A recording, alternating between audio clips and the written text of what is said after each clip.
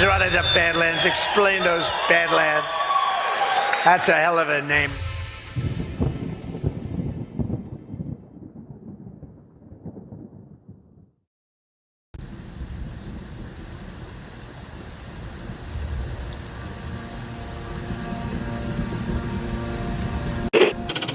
Mr. Vice President, I'm going off script again, I know, but I just want to personally thank you.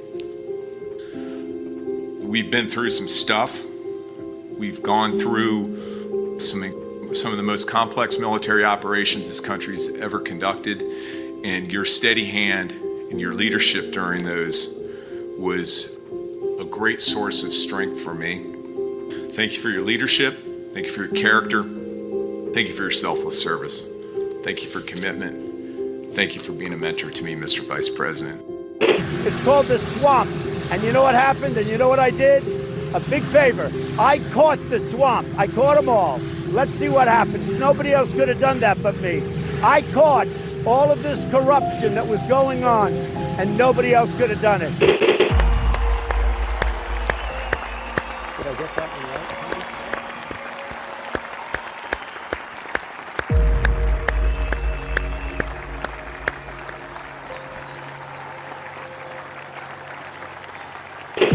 Every 4 years, we gather on these steps to carry out the orderly and peaceful transfer of power. Today's ceremony, however, has very special meaning, because today we are not merely transferring power from one administration to another, but we are transferring power from Washington, D.C., and giving it back to you, the people. For too long, a small group in our nation's capital has reaped the rewards of government, while the people have borne the cost. Washington flourished, but the people did not share in its wealth. This American carnage stops right here and stops right now. The forgotten men and women of our country will be forgotten no longer. From this day forward, a new vision will govern our land. From this day forward, it's going to be only America first. This is a president of the United States who is a danger to the Republic. America first.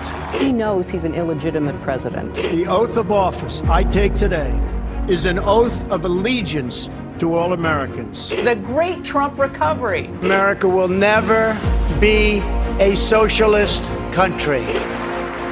I will fight for you with every breath in my body. Russia, Russian, pro-Russian, Russian, the Russians. Russia. And I will never, ever let you down. A dangerous virus is spreading rapidly in China, and U.S. officials are very worried that it could come here. This is really the worst attack we've ever had. This is worse than Pearl Harbor. This is worse than the World Trade Center. There's never been an attack like this. The time for empty talk is over. Now arrives the hour of action. What they're doing is using COVID to steal an election. Together, we will make America strong again. You know what it's about? Fraud, fake ballots. We will make America wealthy again. They are trying to steal the election. Now, under the leadership of President Trump, we are fully realizing President Kennedy's prescient view of Special Operations Forces. We will make America proud again. And watch, please, those mail-in ballots. We will make America safe again. And in millions and millions of ballots. Their vote is under what they thought they needed. They're dumping more ballots in there, okay? And yes, together, we will make America great again. Thank you. God bless you. We are right about the fraud. Joe Biden can't be president. Congress, the chair declares the joint session dissolved.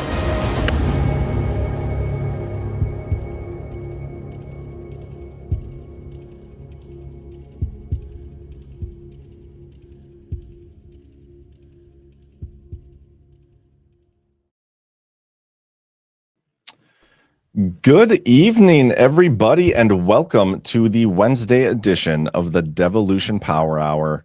Very excited to be here. We have a banger show lined up for you guys, and it appears we're featured on Rumble tonight. So we already got a good crowd going. Mr. Bright, how you doing tonight? Pretty good. A little tired, but you know, we're at the mythic 8-month regression. In mythic. My infant. Why do you say mythic?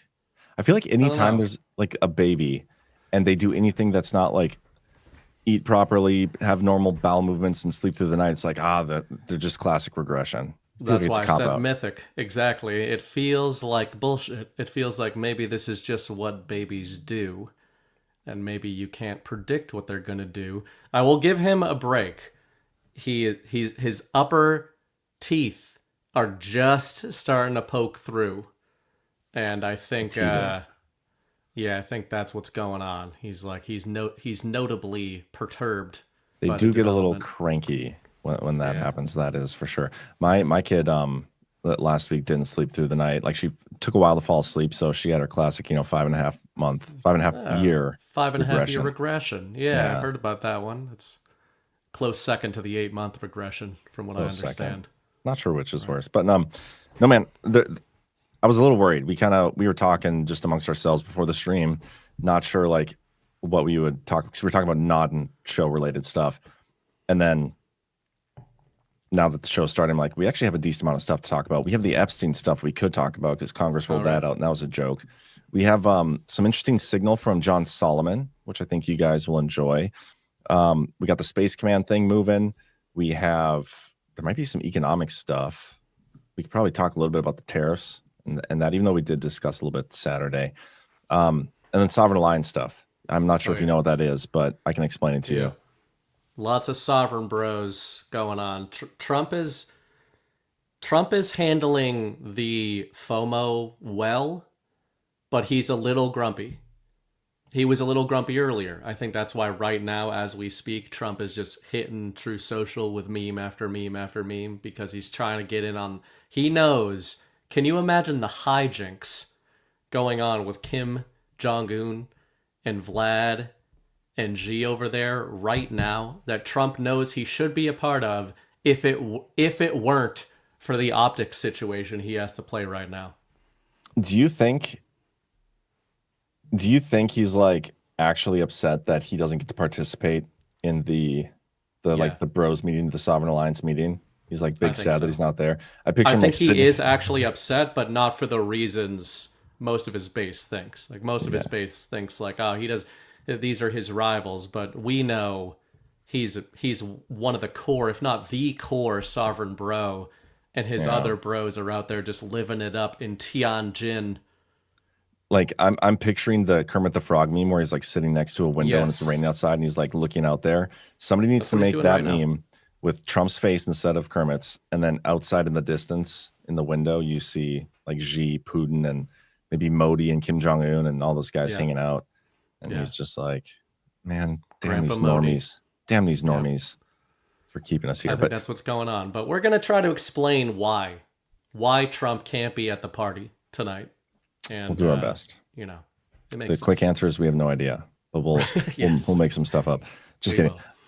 Real quick, guys, a couple sponsors of tonight's show. First up, we do have MyPillow. If you need a good night's sleep, this is a key reason you could get that. It's your pillow. Got to do it. They have some sales going on like they always do. $19.98 for standard pillows. The queen size for $24.98. King size $29.98. Body pillows for $39.98. Multi-use pillows for $12.98. MyPillow.com. Promo code Badlands, or call 1-800-795-5154. It's the key to a great night's sleep. That and inner peace, and probably not having kids, but all of those things are lost to us besides MyPillow. So like, literally our only hope is a solid pillow. Is the pillow. But on top of that, we also got mega offers. Super pumped about this sponsor, guys. Large resale store just canceled. Oh, that's the wrong one. You know how sometimes you see something and you think, okay, I need those in my life, like yesterday? That was me when I saw the storm has arrived, get those damn signed gold sneakers from Trump. basically it put me into a depression of sorts because I didn't get a pair. Not only did I not get a signed pair, I didn't get a pair at all. And I kind of good friend who got a signed pair. That son of a bitch. That's what I just said. The storm has arrived. Oh yeah, I didn't hear you say his name. I did. We're gonna show a clip that he posted here tonight. But anyway, I set out on a mission like one day I will have these sneakers, and sure enough, I finally do because of this sponsor. You can get them too. And did you see these? I don't know if I showed you yet. No, I don't think so. Yeah, I got them. I didn't get them in time for Deadwood, but I'll have them for Cocoa Beach, which, by the way, tickets for Cocoa Beach are on sale. True. Yeah. Badlandsmedia.tv/events, guys. I don't even know if we announced that, but well, I've been announcing it on the shows. I mean, check nice. Bad boys I like it. Hell yeah. Maybe I'll let you try them on, or like tie them for me or something when we go down there. But anyway, I gotta make it look nice again. Does that look good in the background? Can you even see him? Not really. No. I think when we go back to our normal setup, you'll be able to see him. Anyway, guys, you can get a pair of these as well. Be a great gift. Anybody who's a big Trump supporter, whatever it is, go to themegaoffers.com/badlands.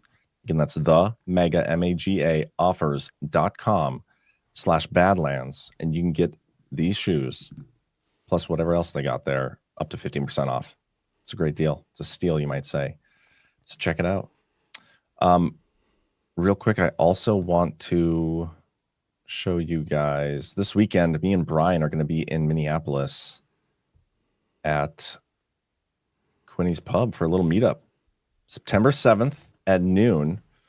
Make sure you guys RSVP. She knows a lot of people are coming. We don't believe everybody's RSVP'd. So make sure you do that if you're going to come. If you're in the Minneapolis area, I think Josh Reed might show up too. So we can talk some Q stuff. But Quinny's Sports Pub at gmail.com. Love to see you there. But yeah, man. I think we should probably address the elephant in the room off the bat. Get if you're good at that. serious stuff out of the way so we can get into some good stuff. Get it over with, because I'm getting a lot of messages, and I'm kind of we're gonna address it now, and this will probably be it probably won't be the only time, if I'm being honest. We'll probably address this multiple times down the road. But people keep asking, how is your skin so soft? And guys, the key to it is soft disclosure. Softdisclosure.com. You can get soft skin just like I do. Softdisclosure.com. Great products. I'm actually going to be interviewing Annie on Friday from Willow and Farms on my daily show. So check it out. It's a great way to support Badlands Media. And it's awesome. It's like, not only can you support your favorite people, get something in return, but you'll also get a great something in return. It's like it's a win-win. Exactly. Classic win-win. Right. Yeah. People donate to the shows. We appreciate that. But if you want to donate to a product, meaning purchase it, then you receive that. Yeah. And it also helps us. It's kind of, it's like this crazy new thing we're trying. Yeah. When you donate to us directly, you don't get us physically in return. But when you donate to this, you do get this in return. I mean, with enough of a donation, you can get us if you want. Yeah. We might just change the show to the Devolution Power Hour. Right. I've had that suggestion. Man, how did none of us? That was the Rise of Tire crew. Nice. Well played. Well played. Actually, I think they said Revolution. So yeah. Sorry to bring the mood down, guys, but it's important to address this stuff, like dermatological issues. There's a lot of people out there with sort of subpar lotion adjacent products, I would even say. And we just felt like this is how we can change the world. Yeah, we've priced it as reasonably as we could too, because we're not really necessarily in this to make money. It's a great way to support Badlands, but we're really just that passionate about skincare. So right. That's why we started the soft. It's why we started this whole thing, was for skincare and to 4 years ago when I turn started back this the series. tide. I was like, you know what, someday I'm gonna get into skincare. Anyway, guys, let's soft disclosure. Yeah, that's the thing. We made it a rule now. Like, and if you don't follow this rule, we may fire you. Anytime you say disclosure on air, you have to whisper it. You have to. So anyway, I don't even know where to go from that. That was a weird thing. How about we do this? Let's go to The Storm Has Arrived on Twitter.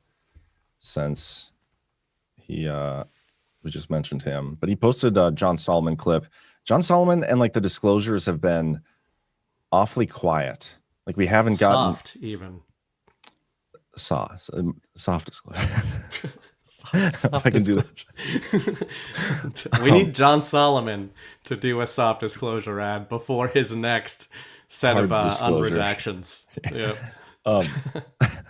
Anyway, if you apply soft disclosure directly to those black redaction lines, I've been told you can lift them right up like silly putty.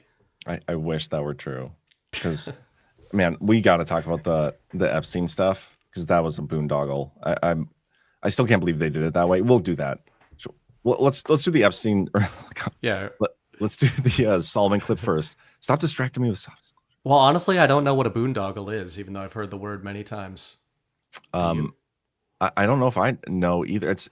If I were to describe it of what I think it means. What a great start this is. All credibility. At least the way that I'm using it in the sentence, it is some form of situation that is of the boondoggle variety. Right. Like you thought it was going to be something, turned out standard. to be a boondoggle. Yeah. I thought it was going to be like a standard situation. Sort of thing. Yeah, right. Ended up being a boondoggle. Okay. I thought this clip was go going to ahead. be I thought this clip was going to be much longer. It's 16 seconds. So enjoy, guys. I think we're going to get some big bombshells in the next few weeks Yeah. on Russia collusion, on Hillary Clinton's foundation, Yeah. maybe what was on those 5 thumb drives that James Comey and his team never looked at.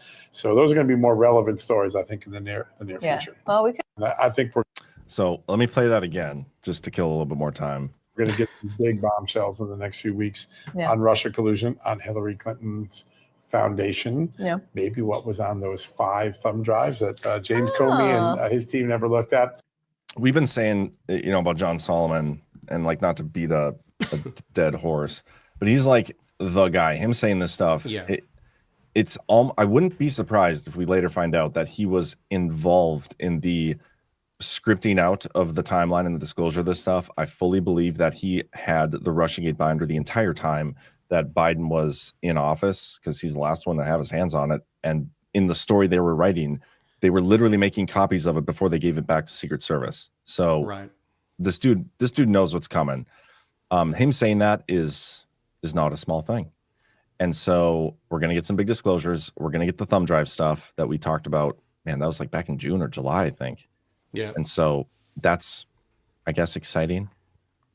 Yeah, and I think we probably talked about this at the time, that this probably is not what it's directly about, but anytime you inject thumb drive narratives into the info war, people are going to think Seth Rich, and the fact that John Solomon has really been, he's like the disclosure point man, is I think the way I'd frame him. He's clearly running point on the public disclosure op, and the fact that this is all going back to Russiagate, that's clearly the prime. That's not the whole conspiracy. We know this. Everybody watching this show, everybody that screws around on Rumble knows it's not the whole conspiracy of the deep state.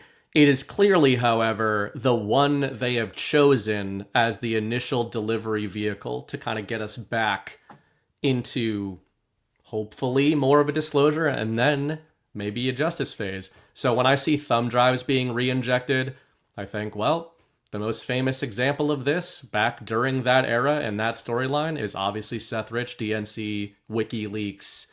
So I kind of keep in the back of all of our minds, you keep Julian Assange in there, keep Seth Rich in there, and I'm just curious to see if they're going to start resurfacing, even if it's seemingly in disconnected storylines from what Solomon is directly putting out.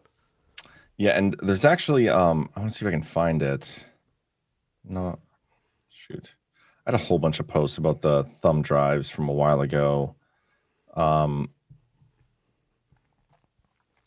was trying to find it now. I just thought of it, but the thumb drives they're talking about came from one of, I think it was the declassification from the IG report. You know what? I'll pull that up in a second. But before I do that, I want to show you one more thing from John Solomon. So this was the main story on Just the News a couple days ago. And the reason I'm pointing this out is because this is a rerun.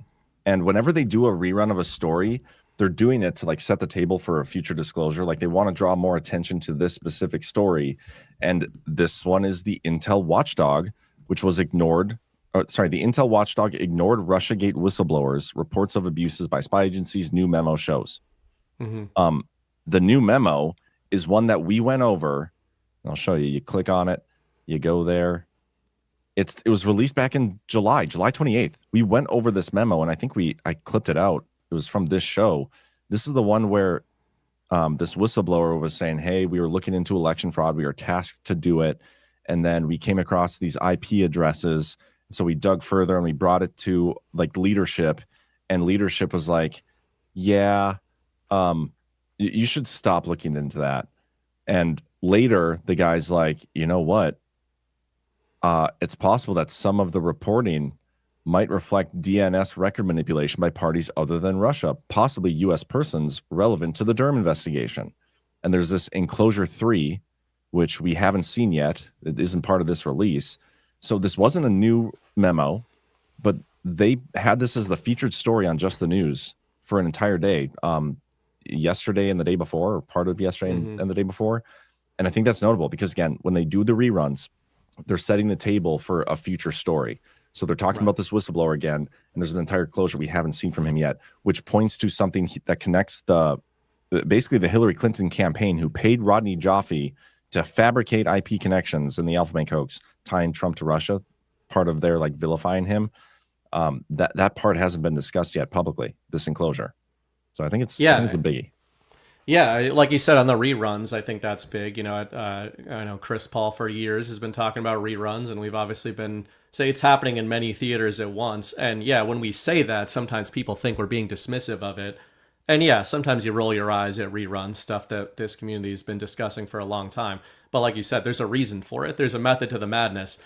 A lot of this stuff obviously came up in the first Trump administration. We had the entire era of the fake Biden administration / Devo term. So it makes sense that they need to reintroduce this stuff. The other thing that makes me think of this article in particular, anytime they're talking about, this whole Russiagate conspiracy literally is all around U.S. intel, right? And besides the names that we've talked about, the Comeys, the Clappers, the Brennans, all of that, I think that one of the interesting things to track here is the whistleblowers and all the moves we're being told about early into Trump 2.0, specifically by Tulsi Gabbard, on cleaning out U.S. intel, right? Like she is taking, according to the narrative, she's basically taking a hatchet to intelligence. It's being totally kind of skinned and then supposedly being reordered and reorganized to be much more answerable to the president. We have all our theories about what's really going on there, but I wonder if one of the second order effects of all of those narratives about the cleanup of U.S. intel is about prepping the battle space, even psychologically, for all these whistleblowers. You know, like we know they've had this information forever, but it's part of what's going on here, them saying like, this is not just a new administration. This is a new intel apparatus. This is totally new oversight. If you're a whistleblower, you're not going to get disappeared into some skiff by congressional committees who are actually working with the deep state intel assets that you're trying to whistleblow against. So they probably already have all this. They probably don't need any new whistleblowers.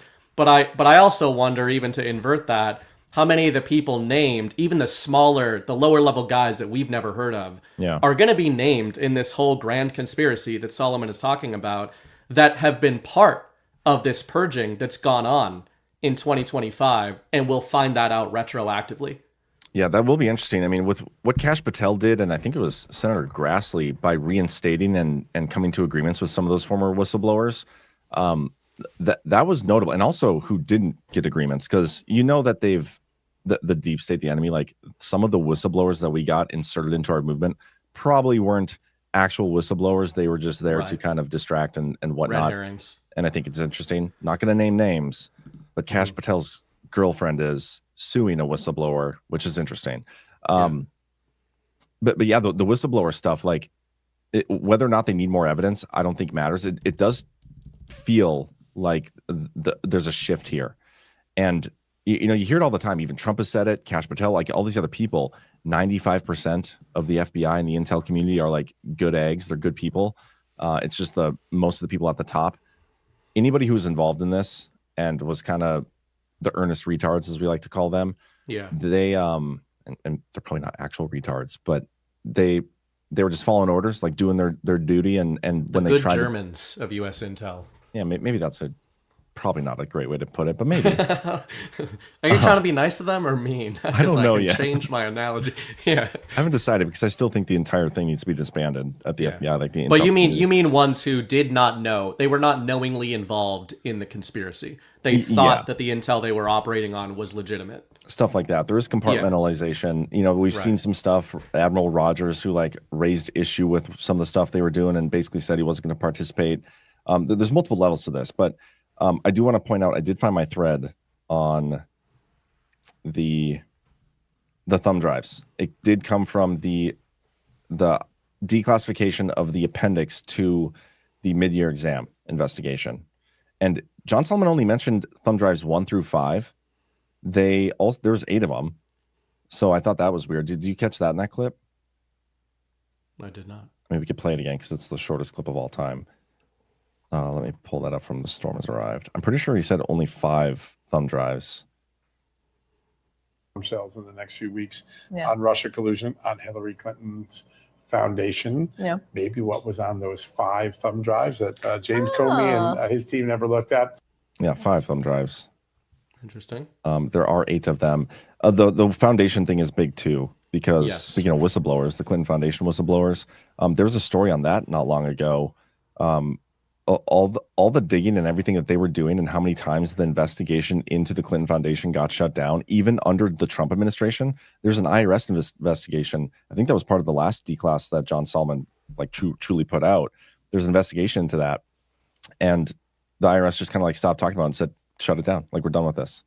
Yeah. And that was another story that we talked about Seth Rich as well, just because of a lot of the Seth Rich stuff is people making leaps. But, you know, that had, speaking of the Clinton Foundation and the Clintons in general, you and I a couple of months ago had even talked about the Clinton Foundation getting away from the concept of it as an actual foundation, etc. Think of the terminology, think of the Clinton Foundation, and it really feels like it's one of those actual narrative hybrids that they are using to say, yes, the actual Clinton Foundation was involved in clandestine activities, money laundering, deep state, all the rest of it for a long, long time, not just against the Trump administration, but also the Clinton Foundation is probably being used as a mass psychological and narrative foundation in order to translate how this corruption operates to the kind of normie hive mind.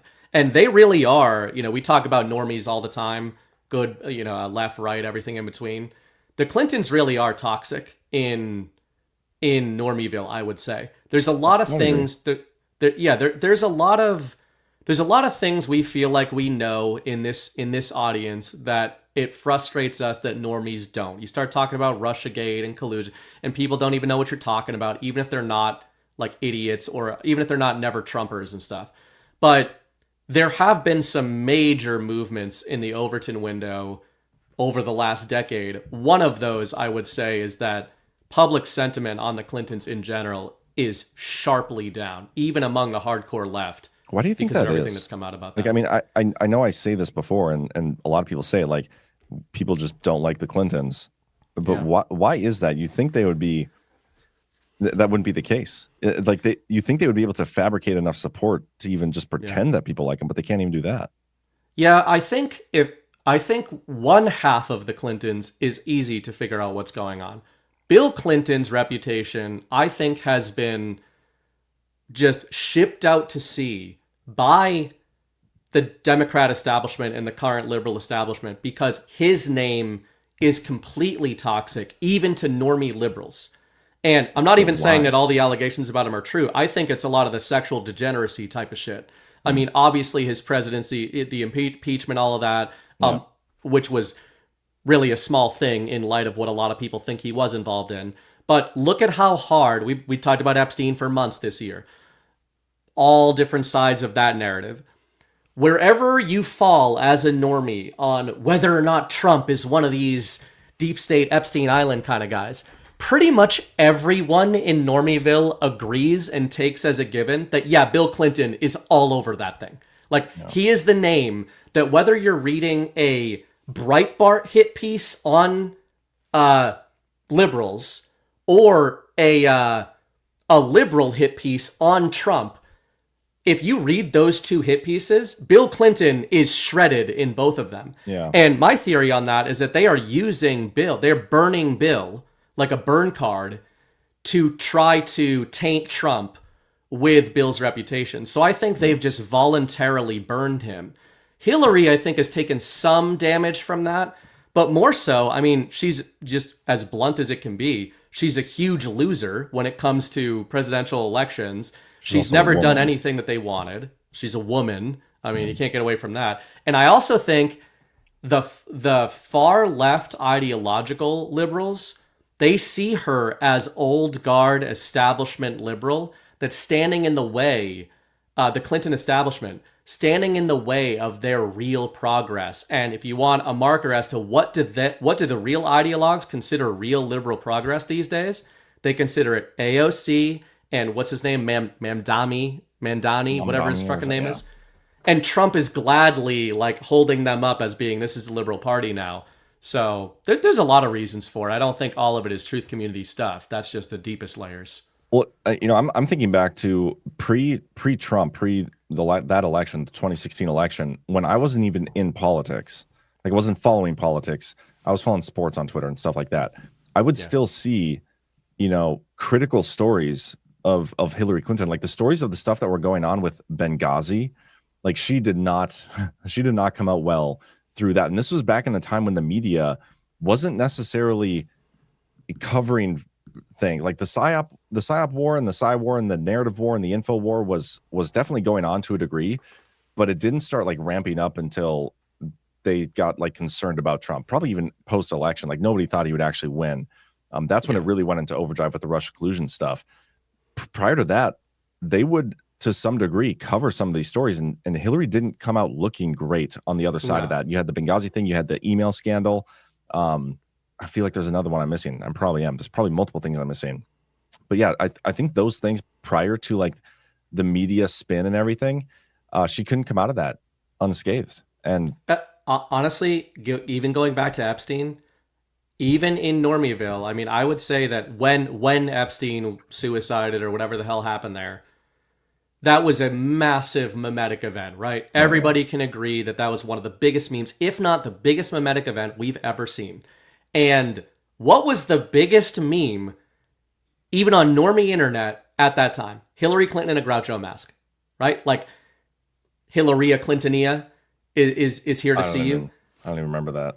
Oh yeah, that was like one of the major things on Facebook, on Twitter. Everything was essentially the concept, the storyline, even the joke of the quote unquote Clinton body count.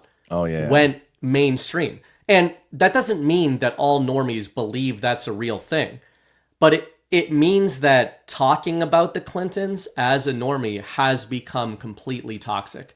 And I actually think a lot of it goes back to that. A lot of it goes back to that meme warfare that was going on.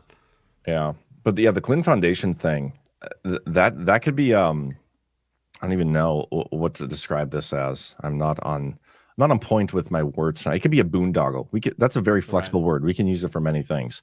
We're going to call the Clinton Foundation situation a boondoggle, because not only will that like bring flashbacks to people that back then, it's going to completely expose the intelligence community. If they actually show a bunch of like really bad, nefarious things that were taking place there and being funneled through there, and the intelligence community shutting down those investigations, that's huge. It hits on the Clintons, it hits on the left, it hits on the media for trying to not cover this stuff, and then it hits on the intel community, who's, I think, one of the ultimate targets of the actual Rico Grande stuff. And like the media and the Clintons and some of these other people, I think, are going to be more downstream tangential stuff. Maybe not direct hits, if we're lucky, maybe, but I don't know. Yeah, and even I would say, for me, if I wanted to pick, what is one what is one conspiracy that I believe is true that I think has a real chance of getting translated to the normie hive mind that has to do with the Clinton Foundation? I know there's a million theories about Pizzagate and all the rest of it. I've gone down all the same rabbit holes. Of course, I have my opinions on it. Don't know what's true, don't know what's false, and certainly don't have a lot of confidence in what's going to be communicated. But if we go back to one of a lot of Trump people's favorite, one of his favorite kind of deployments was during the infamous, I think it was the White House Correspondents' Dinner during the lead up to the first. Oh, the comedy thing? That sort of comedy hour he did. But Hillary Clinton's there, and he said, he talked about her taking, he said, it takes a village, and Hillary would know a thing or two about this, because in Haiti, she took a lot of them. I'm paraphrasing, but a lot of people remember that. I do think, and it was in the Q drops as well, mentioned Haiti. Specifically the drops refer to that as such a, speaking of the word toxic, a toxic narrative. And I think the Haiti narrative and the Haiti scandal actually could be palatable to the normie hive mind. I don't think we need to worry about protecting people's feelings. That's not what I'm saying. I'm saying palatable in terms of, can normies understand what happened? And you don't have to go down Pizzagate rabbit holes, even though you can with Haiti. The Clinton Foundation, essentially, what could be translated to Normieville is the Clinton Foundation went into Haiti on the back of a massive catastrophe and robbed those people for everything they were worth, right? Then, if people want to keep digging, Starship Troopers style, if they want to learn more, they can go down into the trafficking rabbit holes that are there. But you don't have to go there. You can just look at Haiti right now, which Donald Trump has referenced as it's an absolute war zone, and trace it back to the Clinton Foundation. So that's just kind of my wish list of what is the most toxic narrative that could really hit that organization. That's a template of what they did to third world countries. And I think a lot of the stuff Trump is saying right now, I mean, he's talking about Venezuela, all kinds of stuff. He just blew up that migrant, that trafficking boat we're told about. It just feels like the ground is prepped where he could bring that back in and talk about the damages that were done. I mean, the Haiti thing is great. I still think one of the most damaging stories that can be revealed is something that ties it all together. Like the Clinton Foundation, they took money, and they took that money to sell uranium to Russia, who they later would accuse of the whole Russia collusion stuff and all those things. That connects the Clinton server, the FBI investigations into all that. I mean, that's a biggie.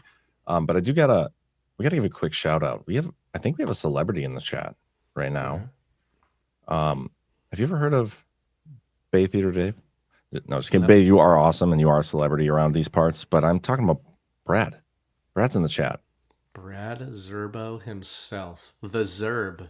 The creator of Codex 9/11. 9/11's coming up, by the way. Mm-hmm. That's in what, like 8 days? If you guys are watching this on the homepage, or you just happen across this, go to the Badlands media page. Codex 9/11. It is the best 9/11 documentary you're gonna watch, brand new, and I think that thing's gonna get to like 1 million views. It's already at 600 or something. I don't even know what it's at. Let me look. It's 692 right now. That's crazy. So we're getting there. We can get Brad to 1 million by 9/11. Oh yeah. I also think on YouTube we have like over 1,000 views on that video. Actually, I'm just kidding. I think it's close to like it's like 25,000 or something. Yeah, which is nuts for YouTube. Yeah. Let me see if I can find it. That's like where's it at? When was that? That's like a fifth of the views of Tim Pool talking about NewsGuard on a Tuesday afternoon. Yes. God, that's heartbreaking. Depressing. When was that video? 14 days ago. That would have been 2 weeks ago. Did it get taken? Oh, I put on the other channel because I didn't want our main channel to get taken down. Oh wow, you coward. Well, we have 2 YouTube channels. Like one's kind of a backup, and our backup one has what? I don't see it out here. Oh, there it is. It is. We have 30,000 views on that. Holy shit. But our backup channel, this channel had 1 strike. Our main channel has 2 strikes. And so I was like, well, thought you could get us. How do I do it? And so I did it on here, which is cool. Yeah. Our backup channel might have more subscribers than our main one because of Brad's video. But anyway, hi Brad. Shout out to you. Let's we should transition. You talked about the migrant boat, and Trump has made a pretty major point of not being afraid to exercise his authority when it comes to the military. Like he's kind of he's testing the waters, and he knows exactly what his constitutional authority is. It's interesting to watch the courts respond to his use of like the Alien Enemies Act. There was just a ruling on this the other day. We could probably even talk about that, but I do want to play the video of what Trump shared. I think it was yesterday morning, where they bombed the shit out of a boat. Yep. Let me pull this up. He just hates boats, that guy. Yeah. So he's talking about Tren de Aragua, and notice the date on this, September 2nd, 4:22 p.m. He posts this. When did they rule on the Alien Enemies Act? The next day, this ruling comes in where they strike down Trump's use of the Alien Enemies Act for deportations. They talk about the judges rejected his claim that the Venezuelan gang Tren de Aragua posed a predatory incursion or invasion, finding no evidence to justify the emergency powers. Literally right before that, the day before, Trump is showing a video of the military bombing a boat of Tren de Aragua members carrying drugs into the country. And I think the timing on that was probably a little more than just a coincidence. Yeah. Yeah, and these are those moments where, first of all, is it real? I don't know. Let's just assume it's real. One of the things I've said for years about the Ukraine conflict is that you could be watching real videos of things that really did occur, but the timing might be being translated differently, right? You know, these can be, and I don't really consider that lying. I mean, you can think it's a psyop, but if they're saying, hey, this is a strike that we carried out, we're just timing the disclosure of that strike in a way that is best for mass consumption.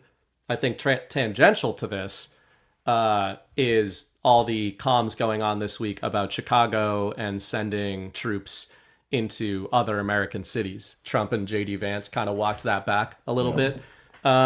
Just a little bit. They're kind of teasing it. Now they're talking about New Orleans. But I think that's kind of, it's comedic, but it's kind of darkly comedic what's going on there. And it is kind of interesting. You know, I don't know how much play it's really getting, but I was reading a couple articles that on sort of YouTube, on speaking of Normieville, on YouTube, Black YouTube, a lot of prominent black a lot of prominent black influencers and creators on YouTube. Apparently the whole narrative of the crackdown on DC has been a massive topic on YouTube for the last couple of weeks. Specifically, the controversy at the outset has just morphed into all of these black influencers talking about how obviously the crackdown is working and obviously we need way more of this. So just in terms of, sometimes I think in our bubble, we're like, oh, you know, that's a cool narrative. But some of the ones that we stop talking about a couple of days in are the ones that actually start going really, really far and penetrating deeply into the normie hive mind. And I think that DC, the troops in DC has been a massive one over the last month. So I am curious to see if he follows that up. I sort of think the Chicago thing and some of these other cities could be a rug, and that Trump is just using it to call attention to the mayors and governors in these other places and what they're not doing. But I don't know. I'm curious to see if we actually do get any kind of kinetic engagement in those places. Yeah, I mean, we're at an interesting point because not only did they shut down the courts, not the Supreme Court, the courts, like district judges or appeals courts or whatever, they shut down the Tren de Aragua deportation thing of the Alien Enemies Act, which is a wartime authority, by the way. And one of the first things Trump did when he got into office was the invocation of the Alien Enemies Act regarding the invasion of the United States by Tren de Aragua. So he was all over this right away. Like he declared the incursion at the southern border an act of war, an attack. Like those are notable things. But on top of this ruling, they also have said that he violated federal law with the National Guard deployment in Los Angeles, while Trump and Vance have been talking about, yeah, I think, we did it in DC. It's been great. Murders are down. We haven't had a murder in forever. He's calling out Chicago for the violence and crime there. And he's like, we're probably going to go there next. We're probably going to go to Louisiana, all these other places, even though this ruling came through. Like, he is testing the authority he could potentially have to use the military domestically. And I think also to get the Supreme Court to rule in a fashion of what authority does the president have to interpret an act as an act of war, like to interpret some event as an act of war. This is something we've highlighted quite a bit in the Devolution series, because one of the things that I think was a requirement for Trump to implement something like devolution was he had to interpret either the stolen election or COVID or various other things. When you're looking back in hindsight, he had to interpret that stuff as an act of war. He had to be a wartime president.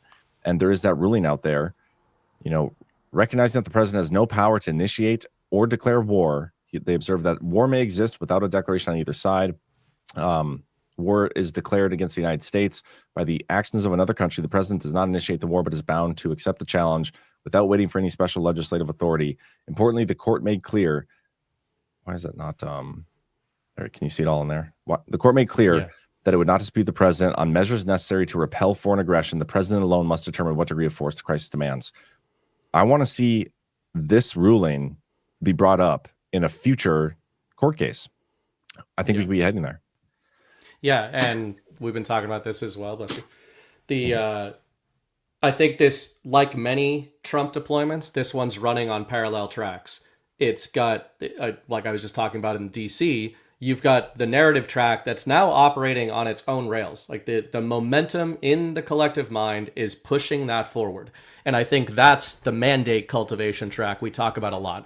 In order to carry this kind of operation out, a sort of law and order, real campaign, war campaign, a kinetic operation across the United States, of course there's illegal aspects of it, but really, arguably the more important theater is public mandate. Do you have public mandate to send uniformed troops into non-DC cities in order to keep the peace and carry out the law, right? And defend the homeland. That's one. But then on the actual side of things, it is funny, and we are not, the harebrained conspiracy theorists in this community are not the only ones talking about this now. We've got, what's his name? Prominent legal writer, Jonathan Turley, Frank. people like I was going to say, just some of those prominent sort of more mainstream legal scholars are writing about the idea. Who? Victor Davis Hanson, and I think he's Victor Davis Hanson, Jonathan Turley, but both of them, and a bunch of others have been talking about these rejections and these rulings by these courts around the country. They're picking up on the game theory, right? They're not read in on the Trump plan directly, but you no longer have to be a truther to be like, Trump is playing 5D chess here, because it's not 5D chess. It's what you're saying. Yeah, to get something like this, if we're assuming that the end goal is to get presidential authority redefined in this way, or clarified, it has to get to the Supreme Court. Well, the only way it gets to the Supreme Court is through challenges, and the only way you get challenges and appeals is through rulings against Trump's agenda, it's one of the kind of most interesting paradoxes of 2025, I think, is that Trump's progress on his agenda, on our agenda, doesn't look linear. But when you see these rulings come in, and you recognize that these rulings are literally a prerequisite to get to the very end state he wants, you look at this as progress. You really could look at this as a steady ramp up toward the end goal. It's interesting, even the stock market, like there was a ruling that came in that potentially Trump's tariffs are unconstitutional. Like, you see the stock market going up, and then that happens, like, oh, well, going back down again, and then once it ends up being ruled one way or the other, and Trump is going to come out on the other side of it, it'll go back up again. But yeah, I'm excited about this one in particular, the wartime authority stuff. He's been pushing the envelope, but I think it's totally justified. And the most important part, like you said, is he has the mandate of the people to do these things. Because if he didn't have the mandate and he was trying to, like, where are my parameters here? Let's define the parameters. Right. It wouldn't be as well received. But him doing it with the mandate is huge. And defining this stuff, like if we get a ruling that Trump does have the authority to interpret what is an invasion, he does have the authority to respond to that as he sees fit. He does have some leeway to use the military domestically for certain situations and emergencies and whatnot. Whether or not we get direct confirmation of devolution, I'm not expecting it. Yeah. But stuff like that could definitely lend more credence to the theory, which I'm obviously fully convinced has been taking place. But that's what I'm interested in. That's the signal I'm looking for. I'm curious to see how these judges are turning it down, but I'm more curious to see how the Trump administration is going to argue it in court moving forward, because in a lot of ways it could be like they're retroactively arguing something they already did previously at the end of his first administration when he walked away. Does that make sense? Yeah. Yeah, I would also say, to tie this back into how we kind of got on this path, which was the Tren de Aragua executive order and the migrant boat, etc. It seems pretty clear that there's been real kinetic action that has been taken writ large against Tren de Aragua and organized cartel activity, criminal organizations within the United States. I mean, massive, and you can actually, you can see plenty of reporting on this, even in terms of boots on the ground, border patrol, police forces, etc. That yes, these raids have been being carried out. They were in Boston, causing all kinds of controversy, the ICE raids, all this kind of stuff. We saw the 10 minutes of riots out in California a few months ago during this kind of stuff. The really encouraging thing there is that talking about prepping, besides prepping the mandate and prepping the legal realm, the biggest concern I would have if I was Trump and I was like, okay, we have decided we're going into, let's say, Chicago to clean this shit up. If you know that you're dealing with organized cartel activity there, the organized cartel activity does not act, they don't wear Tren de Aragua patches when they're combating law enforcement, right? You don't know they that. They act like they are an organic uprising of the people in these neighborhoods. They act like they are Americans sort of combating presidential dictatorial overreach. The actuals of that are bad enough, because you're going to end up with innocent people getting killed or officers getting killed if these cells are really active when you go in. But the optics of it are also horrible. If you go in and National Guard goes in and you've got like all these terror cells popping up and acting like they're, poor Hispanic and blacks in Chicago and Americans, the optics of the situation look horrible. And it's exactly the optics environment the mainstream media wants. So we talk a lot about the order in which things happen on this show. And a lot of times it's the benefit of hindsight. So it starts to make a whole lot of sense of, he didn't start with the National Guard going to these cities. They started with ICE raids, cleaned out these terror cells so that when there's bigger deployments, the kinetic kind of organization has already been largely defanged. And then you're dealing with just petty crime and criminal activity that could get cleaned up. Yeah, and I think even before that, he started with the border. Like one of the first things he did was like, we're going to militarize the border and basically shut down people coming into the country. I think that's notable too, because a lot of what we discuss relating to the election stuff has to do with illegal immigration into this country. And that's a lot of the discussion around why the Democrats are so against shutting down the borders, because that is part of their voter base and their voter fraud machine. And that all ties into 2020, which ties into the devolution stuff. Like it does all connect in a way. I don't know if we're ever going to get to that bridge and cross it. There's a lot of bridges we got to cross before that. And some of those look they're pretty big bridges. I don't think we'll ever get there, but the normies won't anyway. We're there. Yeah. I don't think the rest are. But anyway, I don't remember what I was going to go next. I had another topic that was going to tie into this, but I can't remember now. We could just move into, unless you have anything else to say, we could move into. Well, I have one more thing on this. On Chicago specifically, I think speaking of cultivating mandate, etc., and like I was saying, a lot of this in the Black American community, this stuff is a big talking point right now. The law and order campaign is a big talking point in that community right now, because obviously they're the ones who are most affected by it. And now I don't necessarily have good, bad views on Nick Fuentes, but man, is he being pushed everywhere right now. And it is starting a lot of those arguments. I don't know if that's good. I don't know if it's bad. I just know what the net effects of it are. But I think this past weekend in particular, let's just assume the statistics they're talking about are true.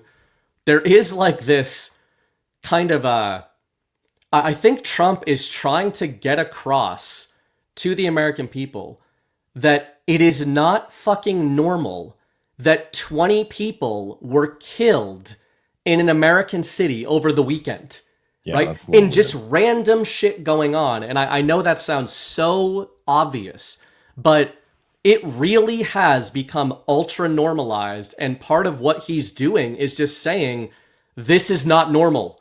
Look at Washington, D.C. now. According to what we're being told, I think there's been no murders in the last 3 weeks or something like that. In Chicago, there's 18 or 20.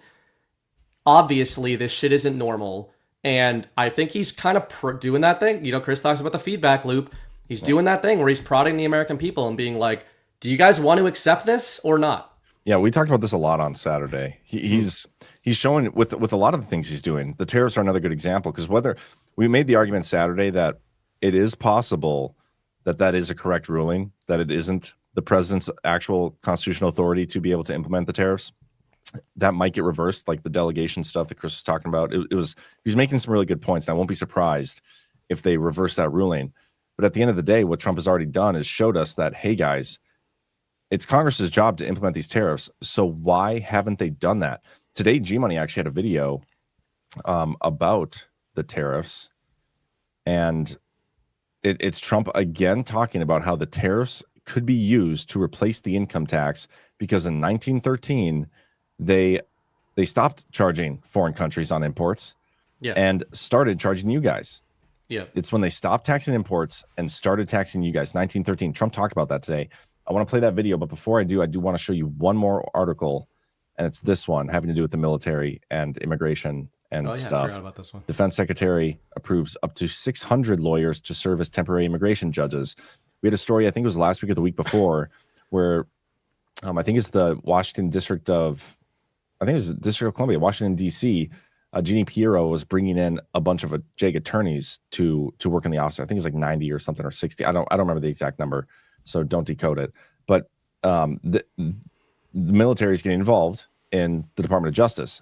And now it's happening again, but this time with immigration. Trump is really blending the line between getting the military involved in the immigration stuff generally, which again lends more credence to he's trying to define those constitutional, borders and his authority to use the military to do this stuff. And what is the president's role in defending the country? I think it's so huge. But yeah, if you have nothing to add on that, which you can. Yeah. No, I mean, that's a big one. These are those encouraging actual steps that are piggybacking off of just Trump narrative deployments. And that we've seen a lot of that in 2025. And obviously before that, we didn't see a lot of that, which makes sense. It was prepping the battle space. Pretty much every major deployment Trump comes out with in 2025, a week later, you start to see actuals being implemented and frameworks put in place to carry out the directive. Yeah. Okay. So here's Trump with talking about the tariffs and taxes and shit. Talking about how historic these tariffs have been, bringing revenue, additional revenue for our country. You've also mentioned before they could possibly replace federal income tax. Possible. Do you think that Someday it's possible. It used to be. So if you go back to 1913 is when they ended tariffs. We were the richest ever from 1850. It was all tariffs. We didn't have income taxes. From 1850 to 1913.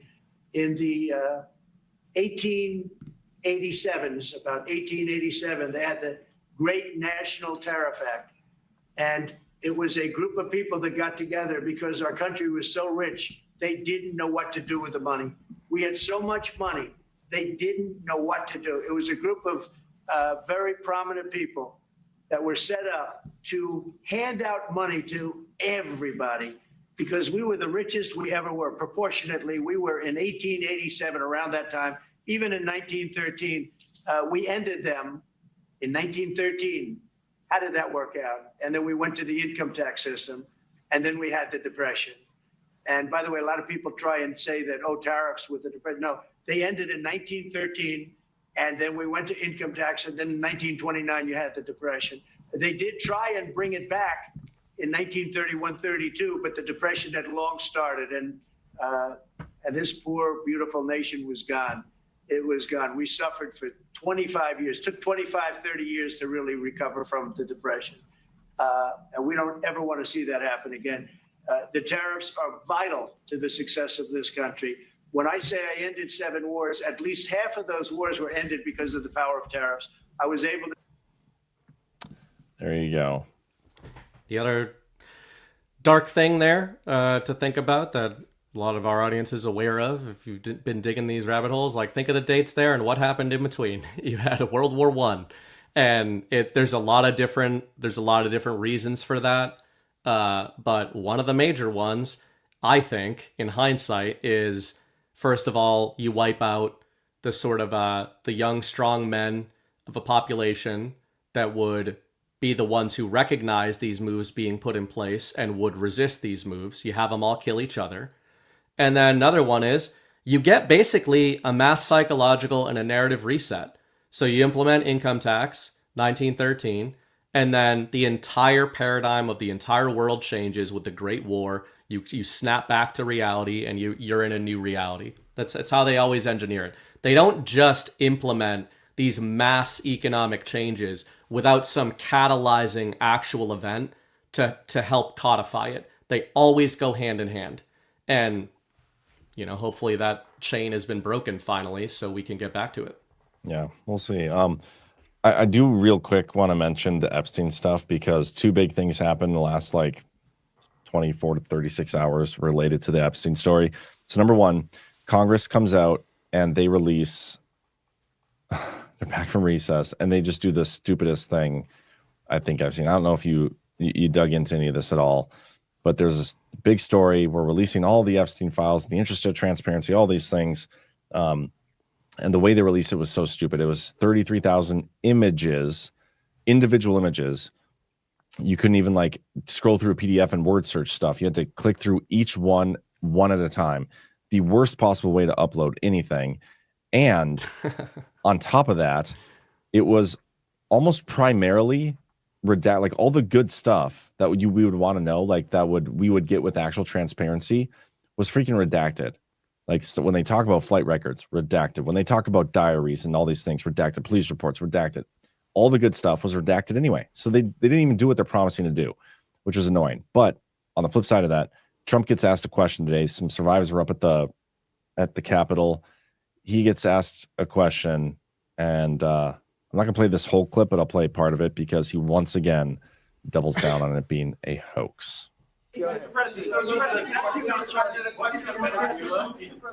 right now, there have been survivors of Jeffrey Epstein speaking at a press conference on Capitol Hill. They're calling for these case files, these documents to be released. And Thomas Massie, who is sponsoring administrative positions who get the House to vote on the release of those documents, says he doesn't think you're implicated in these files, but many of your friends and donors may be. And he says that's why the Justice Department is redacting them and slow walking the release. Is the Justice Department protecting any friends or donors, sir? So this is a Democrat hoax that never ends. It reminds me a little of the Kennedy situation. We gave him everything over and over again, more and more and more, and nobody's ever satisfied. From what I understand, I could check, but from what I understand, thousands of pages of documents have been given. But it's really a Democrat hoax because they're trying to get people to talk about something that's totally irrelevant to the success that we've had as a nation since I've been president. Even if you look at D.C. right now, D.C., it's a totally safe zone. It's called a safe zone. That's a term. It's a term of art. It's a safe zone because it's very safe. You can walk down the street now and nothing's going to happen. Did you say safe zone was a term of art? It was a bit strange. That's kind of funny. Not his best weave. Boondoggle is also a term of art. Just want to throw that out there. But yeah, he's again calling it a hoax. And we've talked about this so many times, but the story keeps coming back. And it's almost as if Congress is keep bringing it back and doing so in a way that pisses everybody off again. I think that's on purpose. But yeah, it's back in the news again. as I said on my show today, I'm still leaning towards what Trump is saying and Kash Patel and all these people. Like, that's the reading I'm going with, even though I know not to take Trump, anything he says at face value. I get it.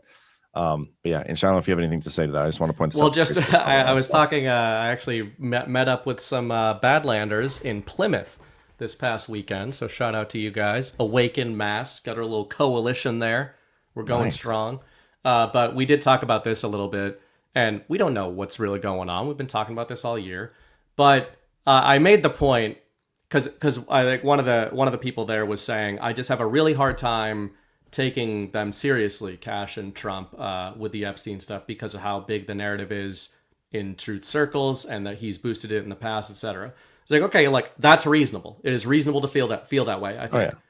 But I said, imagine for the sake of argument, you were Donald Trump and you did want to just tell the truth about a situation, and then you did, and your entire base is like, no, that is not true. You know, at what point, what could you do from there, right? And then if the response from your base is like, show us the files, and it's like, we did, right? Again, I don't know if that's what's going on. Maybe it's a drip flood situation. I don't know. But it's worth considering, what if he is just telling you the truth? Would you be acting the same way if he was really telling you the truth, and you'd have no way of knowing if he's telling you the truth? It's worth considering that. And, you know, you bring up the clip with Kash on Rogan, and man, it's the way he frames it in that conversation is really interesting, because he talks about the audience has certain expectations that we're trying to navigate, and that's part of the battle space too. We always talk about the liberal normie battle space, the MAGA normie battle space, the truth community battle space. Every segment has got its bubbles and its paradigms that it forms, including us, and we form our paradigms and our expectations, and you've always got to be willing to let those things get shattered or challenged. Well, and what you said there right at the beginning, somebody says to you, like, I have a hard time believing what they're saying to me about this stuff. And that, like you said, that's totally fair. But you also have to do a little internal examination and be like, some self-reflection, and ask yourself why you have a hard time. Like, was it Trump's fault that you have a hard time taking Trump seriously when he's asked a question about a topic? Or is it information you got elsewhere, not from Trump, and that's the reason you're having a hard time taking what Trump is saying at face value? Even though we're not supposed to do that. We know he's conducting psyops all the time, but there's a lot of stuff going on here. You're absolutely right. We talked a lot about the Rich Higgins memo and how that describes the battle space. It's where that term originated from. The narrative battle space he's talking about is one being presented by the mainstream media, and it's 24/7, and it's pervasive, and all these things. And here in Trump's second administration, and a lot of what's been going on since Trump walked away the first time, is this new media thing forming, like the truther community, the Con Inc., the Twitter stuff, there's like a lot of different pockets forming, and they are dictating their own battle space to their respective audiences. Some of that is overlapping, but like, this is the correct interpretation of what Donald Trump means. Yeah, like Trump needs to release the files, and he's clearly lying about the files. Like, the files are this thing that we've been telling you they are, and so Trump is clearly lying. But it's possible that Trump is the one that's telling the truth here, and those people have been lying and are lying and have ulterior motives for pushing that lie in the first place. And the whole reason was to delegitimize and undermine Trump, much like the Russia collusion and the Spygate stuff, which Trump also calls a hoax. Like, well, and he connected those two hoaxes. He connected those two directly, to your point. In his first time calling this a hoax, he literally referenced the Russia collusion hoax. Yeah, and so when you say Trump has to navigate these other battle spaces, it's very much the same. Like, with the mainstream media, his first term, that battle space, the 24/7 thing, they were all at least like, it was one narrative being pushed by everybody, where what we get now is like these different pockets and the narratives that they're pushing and the outcomes that they're advocating for and all these different things, where they do overlap. It's probably even a little more challenging, because a lot of the people that he has to navigate there are actually Trump's base, where the first term, he was just having to navigate bullshit that they were pushing towards people that didn't actually support Trump in the first place in an effort to get reelected. This time, at least, he doesn't have to worry about the elections. He probably didn't actually worry about it in 2020 either. But, you know, we know how fake and gay elections are. We're still waiting on the executive order. But that's an interesting point you brought up about the different pockets in the narrative, in the info war. I like that. Yeah, it's a few years ago, I started talking about the layers of the collective mind. And admittedly, normally I'm talking about, I'm breaking those into broad layers of, oh, there's Normieville, there's this sort of MAGA layer, and then there's the truth community or a non-layer. But there's sub-layers within that, and we've clearly found that out. If there was no sub-layers within that, then the truth community, as we know it, would not be as divisive, supposedly at the advent of the golden age, as it is. And people can have their various opinions of that. I think the disagreements are healthy. We talk about that all the time at Badlands. But I'm more referencing what you just referenced there, which is people on those respective layers. It's not just malicious intent. I think you're right that they're, you know, mainstream media has malicious intent with how they're framing the narrative battle space to Trump. But there's plenty of layers in the info war that are, it's the incentive structures are unaligned with the truth. If they have been clinging to the way they have been interpreting this specific narrative, then they're just incentivized to keep that going because they might not want to pivot. And something we like to do a lot on the show is kind of start by saying, we don't really know what's going on, but we try to figure it out, and we pivot all the time, right? Pivoting is a part of the info war. You need to be able to pivot, and you need to be able to pivot back if it turns out that you had been on the signal and you get knocked off the signal. There's a lot of people, though, that see pivoting as a sign of weakness or dishonesty, when I think it's the opposite. If you're just clinging to a paradigm, and to your point, you don't really know who set that paradigm, or Donald Trump did not set that paradigm, then you need to kind of reevaluate how you're approaching the info war in general. Yeah. So Miss Rise Attire here brought up a point, and it's getting me to think here. She says, we don't actually want them to release the files, guys. That's the meme. We want accountability for Epstein's sex trafficking ring. And this is kind of my point. Like, the Epstein thing has been built into this. I mean, the way Kash Patel described it, it's like there's all this lore created around the Epstein thing, and it's not that. Like, people, for whatever reason, inserted themselves and made this thing that it wasn't was. Is that even? It wasn't was. That was retarded. That it wasn't. Apologies. That it wasn't was. We're gonna go with that. Just like boondoggle. It's a term of art. It's a boondoggle in and of itself. Right. I'm gonna start anytime I mess up a word, I'm just gonna say it's a term of art. That's a thing now.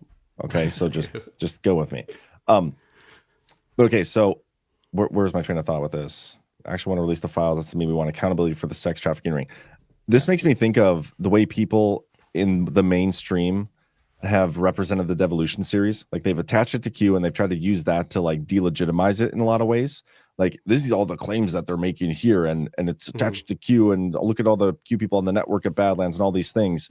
And so therefore, it's just a crazy, wacky conspiracy theory. And the way they describe Q, the mainstream media, they're clearly afraid of what's in there, and they describe it as things that it's not, with the death cults and whatever. They do that for a reason. They want to delegitimize what that thing is.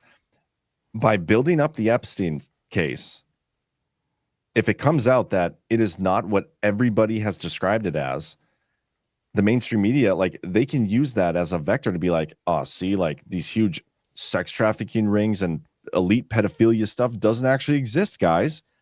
Like, they could be using this as a letdown and a weapon to distract and take away and get people to try to believe these things don't exist when we know it does. Like, I'm not saying that elite pedophilia rings don't exist. We know they do. Trump has been taking out elite pedophilia rings all over the world. Like, he's been taking out their sex trafficking all over the place. Yeah, and a lot of them have been taken out. Like you said, the Epstein, the Bronfmans, Nixium. Well, my point is, the Epstein thing might not be that, but they're using it as a way to like take wind out of the sails of exposure on that thing itself. Does that make sense? Totally. And I think that's to try to bridge. This is a good way to try to bridge the gap, because when you do question the Epstein narrative that I've fallen into plenty of times, and it still could be, it still could be true. But to your point, the reason people get upset is they think that you don't want exposure of elite trafficking rings. You don't want exposure of systemic child sex trafficking. When, to your point, the whole point of limited hangouts and these kinds of psyops is to do exactly what you said, which is to make people think that these things are ridiculous. And I think I was trying to look up who it was. For some reason, Mike Davis keeps popping into my head that it was him. But there was somebody, maybe it was a different Davis, a Senator Davis or something like that, had tweeted a couple of months ago during the peak of this recent Epstein drama. And he was talking about the statistics of trafficking, child trafficking, that was going on at the US border. So this loops back into a topic that we were talking about earlier. He was saying all the people calling for accountability with Epstein and elite trafficking is ignoring the tens of thousands, literally tens of thousands of arrests that have been made on the southern border, that have been made with Trinidad. What do you think they're fucking doing in Colorado? They're not selling weed, guys. Like, they're involved in much heavier shit in American cities than weed. And part of that is human trafficking. They will tell you this.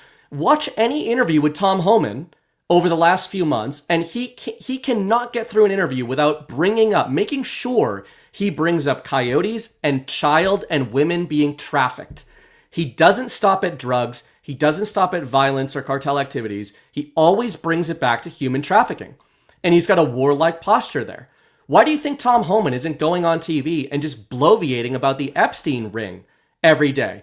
Because they're breaking up all the real trafficking rings that were still going on entering 2025, that were massive in scale, that were in your communities.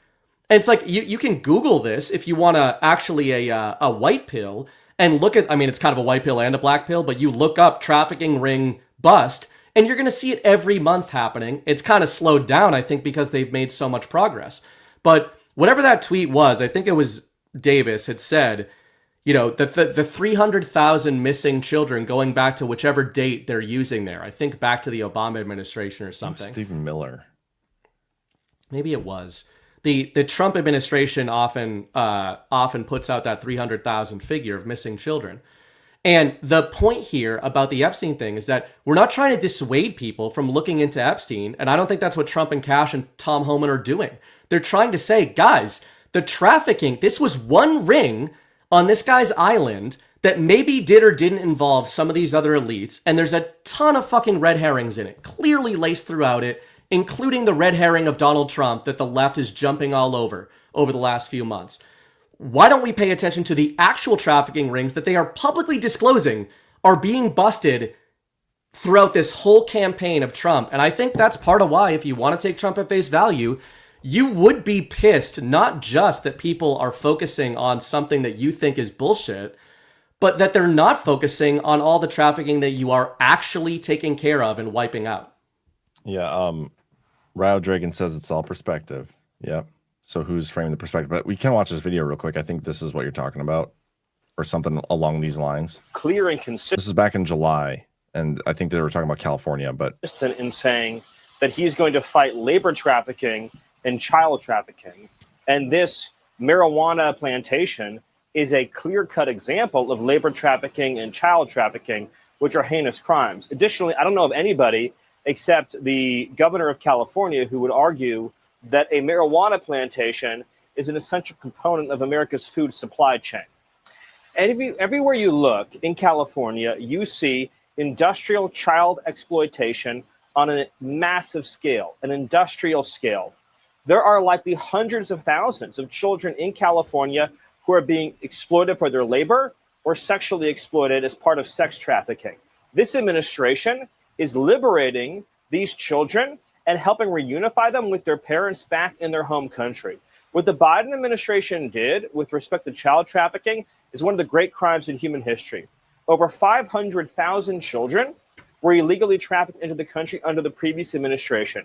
When we've gone and looked for these children, Martha, the addresses that the U.S. government provided, in other words, the records that the government kept under Joe Biden, are all fake. Nobody ever checked if the addresses were real. Nobody ever checked if the sponsors were real. Nobody ever checked if they were really even relatives or parents or relations or safe.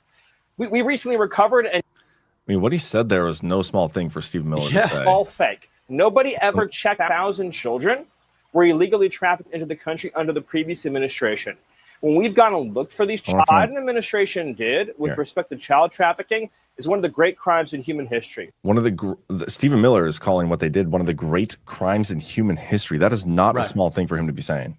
And then to the point we both just made, for the sake of argument, if you're then sitting in a briefing room and all the questions are about Jeffrey Epstein, the first thing you need to ask yourself is, why are the enemies of the American people asking Donald Trump about Jeffrey Epstein?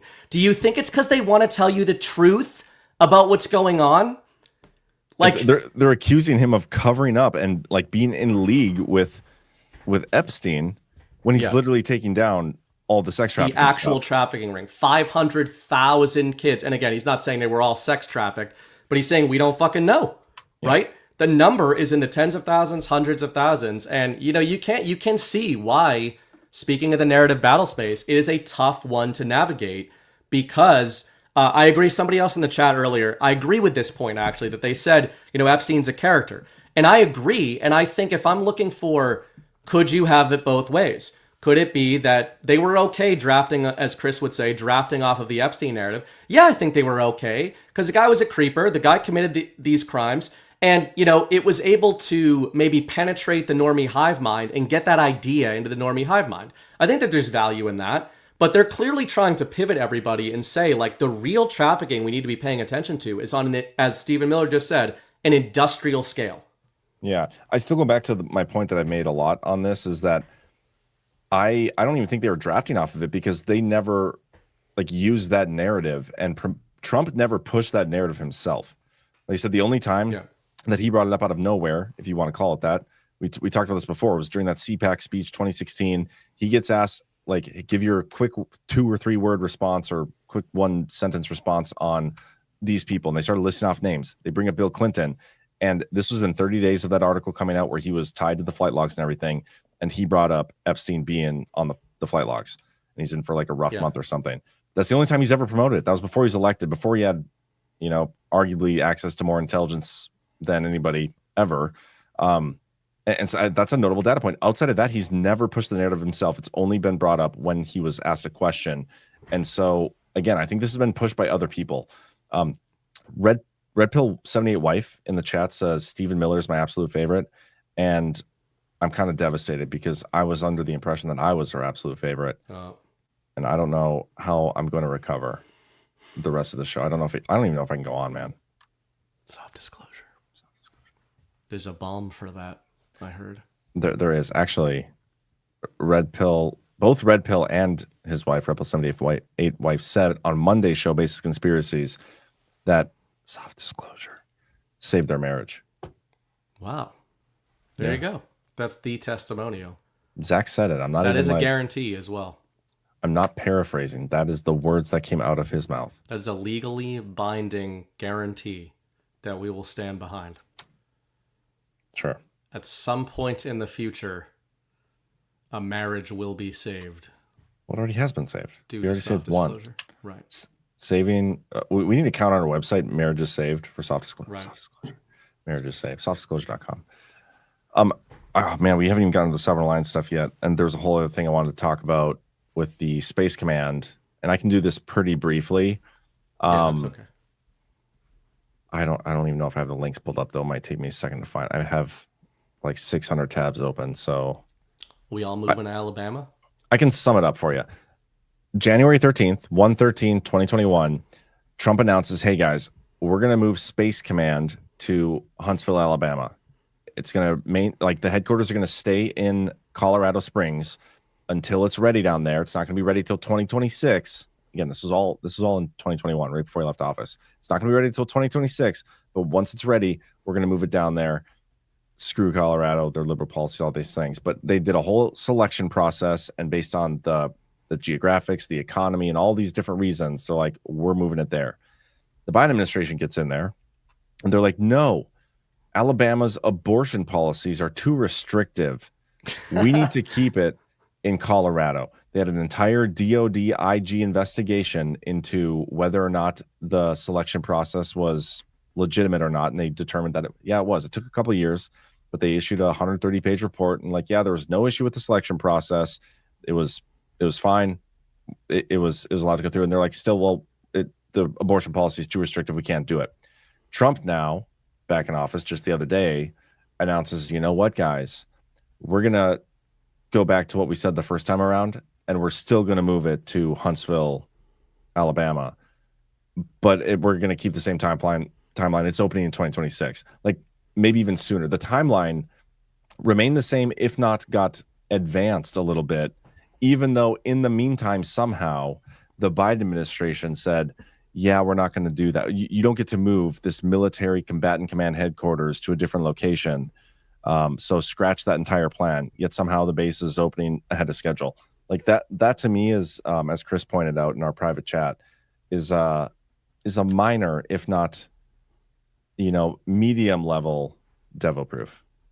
Yeah, it's a switch proof as well. Switch theory we've been talking about for a few years. Yeah. The timing there. It's not the only one. There's a lot of that going on in 2025. I was writing about that a few weeks ago. If you look into a lot of one of the major kind of narratives I've been tracking is the sort of Green New Deal being rolled back, and Trump is canceling all these wind projects.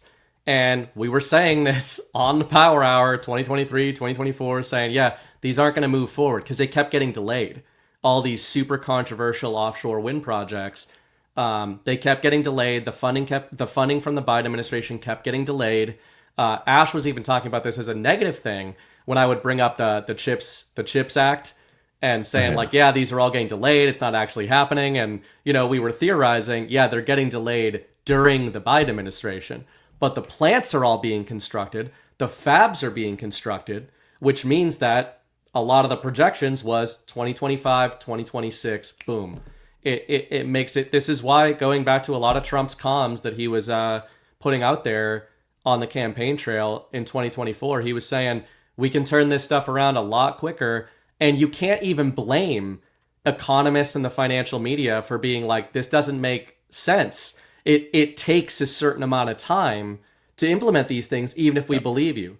Unless you believe that devolution was active and the Biden administration just couldn't stop any economic project that had something to do with national security. Space Force is just a very obvious example of that because it's very literal military, right? Space Command, not Space Force. Space Command, sorry. Although Space Force almost entirely makes up the forces of Space Command. Almost. There are other ones in there. There are two different things. Right. So we are moving to Alabama, I think. Yeah. Everyone's trying to get me and Mrs. Bright to move to Florida, but we're rugging them. We're going to Alabama. I don't know, man. Everybody's saying roll tide, but Alabama lost to FSU last week. So I think maybe you should move to Florida. I watch grown adult sports. What? I saw your draft, man. You don't. It doesn't seem like it. But everybody wait, and the AI in the draft, the model downgraded me from a 29% chance of beating Ghost to a 28% chance. No way. Thinks my odds got even worse. Can we change our lineups yet? Because I can't fucking change my lineup. No, not yet. None of us can change it. No, not allowed to do that. I actually did another draft tonight. So Spetzel in our chat put together like a fan league, and they had 11 teams, and they invited me to join, so I did. And like Ty's in there, and Bay Theater Dave, and PJ Corrigan, a couple others. And I love my draft class. I wish I could trade. I wish I could interchange players from both my two different leagues. But yeah, I had a pretty good draft.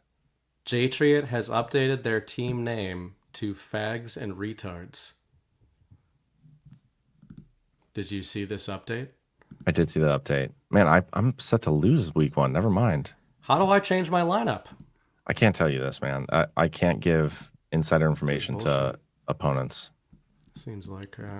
I'm pretty sure I'm going to lose to CanCon. All I see is the matchup, and it doesn't let me change the frickin' lineup. Oh, here we go. So I'm pretty sure if you click on like team, yeah, and then click on a player, I can swap them out, and then you can swap it out. How do I swap them out? You click on a team, and you click on a player, and then you click the other It just player. says drop, though. Well, click the other player in your bench. That would replace them. Maybe we could probably do this off air. Or we could do it now.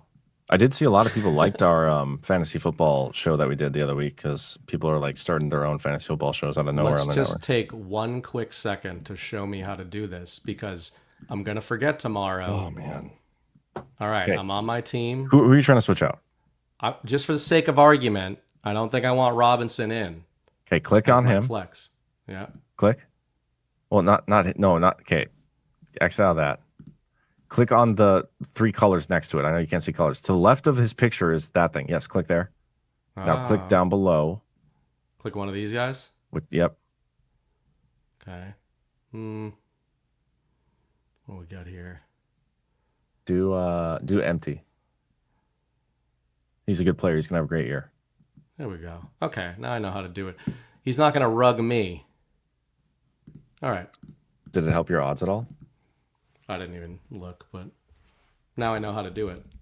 So I regret telling you. It did help my odds. It put me from 28 to 36. Just that one move. Wow, you are just a brilliant fantasy football player. I am blessed and honored to be in your presence right now. I'm blessed and honored to watch how many different ways CanCon can do mental gymnastics to explain how Aaron Rodgers is the best while not being the GOAT. I have to golf with him this weekend, so I think I'm playing against him in fantasy football too. Sunday we're going to be at Quinny's Pub during football, like opening weekend of football, while we're playing each other in fantasy football. Coming off a golf tournament where we're on the same team, and he probably is going to be toxic the one to let us down. mix. So I'm sure it'll be a fun week. But you guys should all come. There is an opening on both SitRep and as the primary host of Badlands Daily for anybody in the chat. And I'm probably gonna get murdered because he's a military vet. Yeah, Hugh Mann got laid off. Did he? Which is too bad. He was talking about it. Sorry about that, Hugh. Oh shoot. But hope you. Glad to see you watching us. And yeah. Sorry to hear that, man. Figure that out. Well, I'll reach out to you or reach out to me. Actually, you know what? I may have gotten an email from you today. I think I saw something come through. It was like Hugh Man. I was like, is that Hugh Man? The Hugh Man. The Hugh Man. Look at Ash already trying to make trades. Only the weak make trades in fantasy football. Okay. Yeah. Well, let's move off fantasy football and get to the final topic of Sovereign Alliance. So we're calling them the Sovereign Bros for tonight. All right, you're just gonna go and rebrand them. I mean, I guess that's cool. We got some clips though I could play of this. Yeah.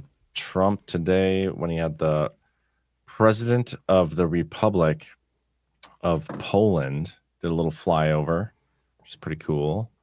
Oh my gosh! A weird fact about Mrs. Bright is she's not a fan of Polish people. Oh my gosh! Did you see Trump post this? No way. That's Pritzker and what's his name? Chris Christie. Yep. No way. That's how he broke the internet, guys.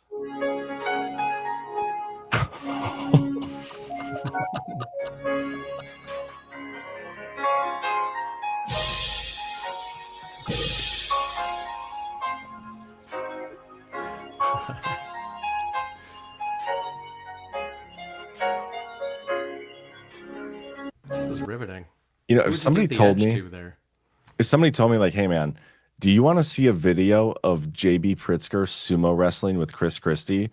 I'd be like, no, that sounds disgusting. But somehow that was maybe the best 28 seconds of footage I've ever seen.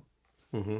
And I think those are those reminders that either we're all hopelessly doomed, or perhaps more likely, stuff isn't quite as serious as we think it is, and Trump is actually feeling pretty good. We got this one too. Anyone who stands up to the president, anyone who criticizes the president, anyone who says anything adverse to the president's interests gets the full weight of the federal government brought down on them. Anyone. I love that this is the president. Oh, we got more. We got just shit posting. I wasn't exaggerating when I said that I received in the mail a Trump 2028 hat. I'm the biggest supporter. These guys are not screwing around.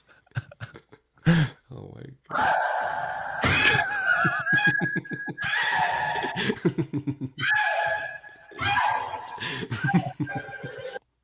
Oh my God.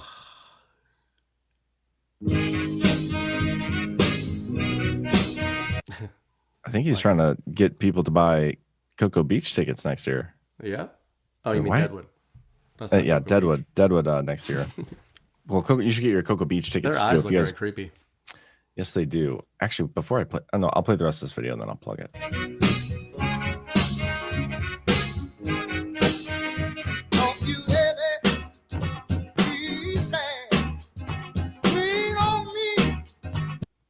So, for those who don't know, we do conferences all over the place. We have a lot of people watching right now, like over 20,000. Shout out to Inverted World Live, just rated us as well. Shout out, guys. Great. If you're new to the channel, give us a follow. We got a lot of great content. Don't forget to hit that thumbs up as well.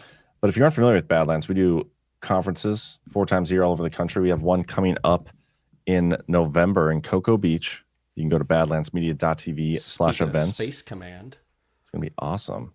Yeah, last time we were there, we saw rocket ships supposedly take off into what we are told is outer space. A lot of caveats.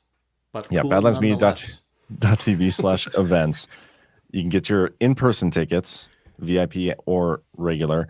We also have virtual tickets, which gives you access to the event. We'll talk about that later. But also at the bottom here, we have meetups all over the country. We have Badlanders groups all over the country. If you want to get together at a pub, coffee place, whatever, wherever they hold it, sometimes people's houses, just to chat with like-minded people. It's a great thing to do. Get involved. We have a whole bunch of them coming up here in the next couple of weeks. So being a Badlander is kind of like it's kind of like being a vampire, except you automatically have invitation into any other Badlander's home.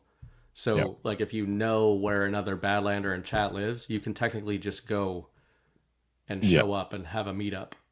Yep, just walk right in the door. I'm pretty sure that's kosher. Got this video. Man, these videos are great.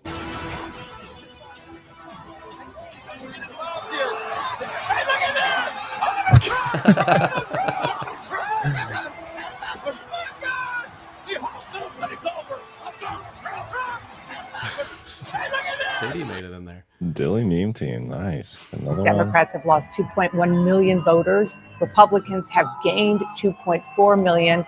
That's a deficit that you have of 4.5 million voters.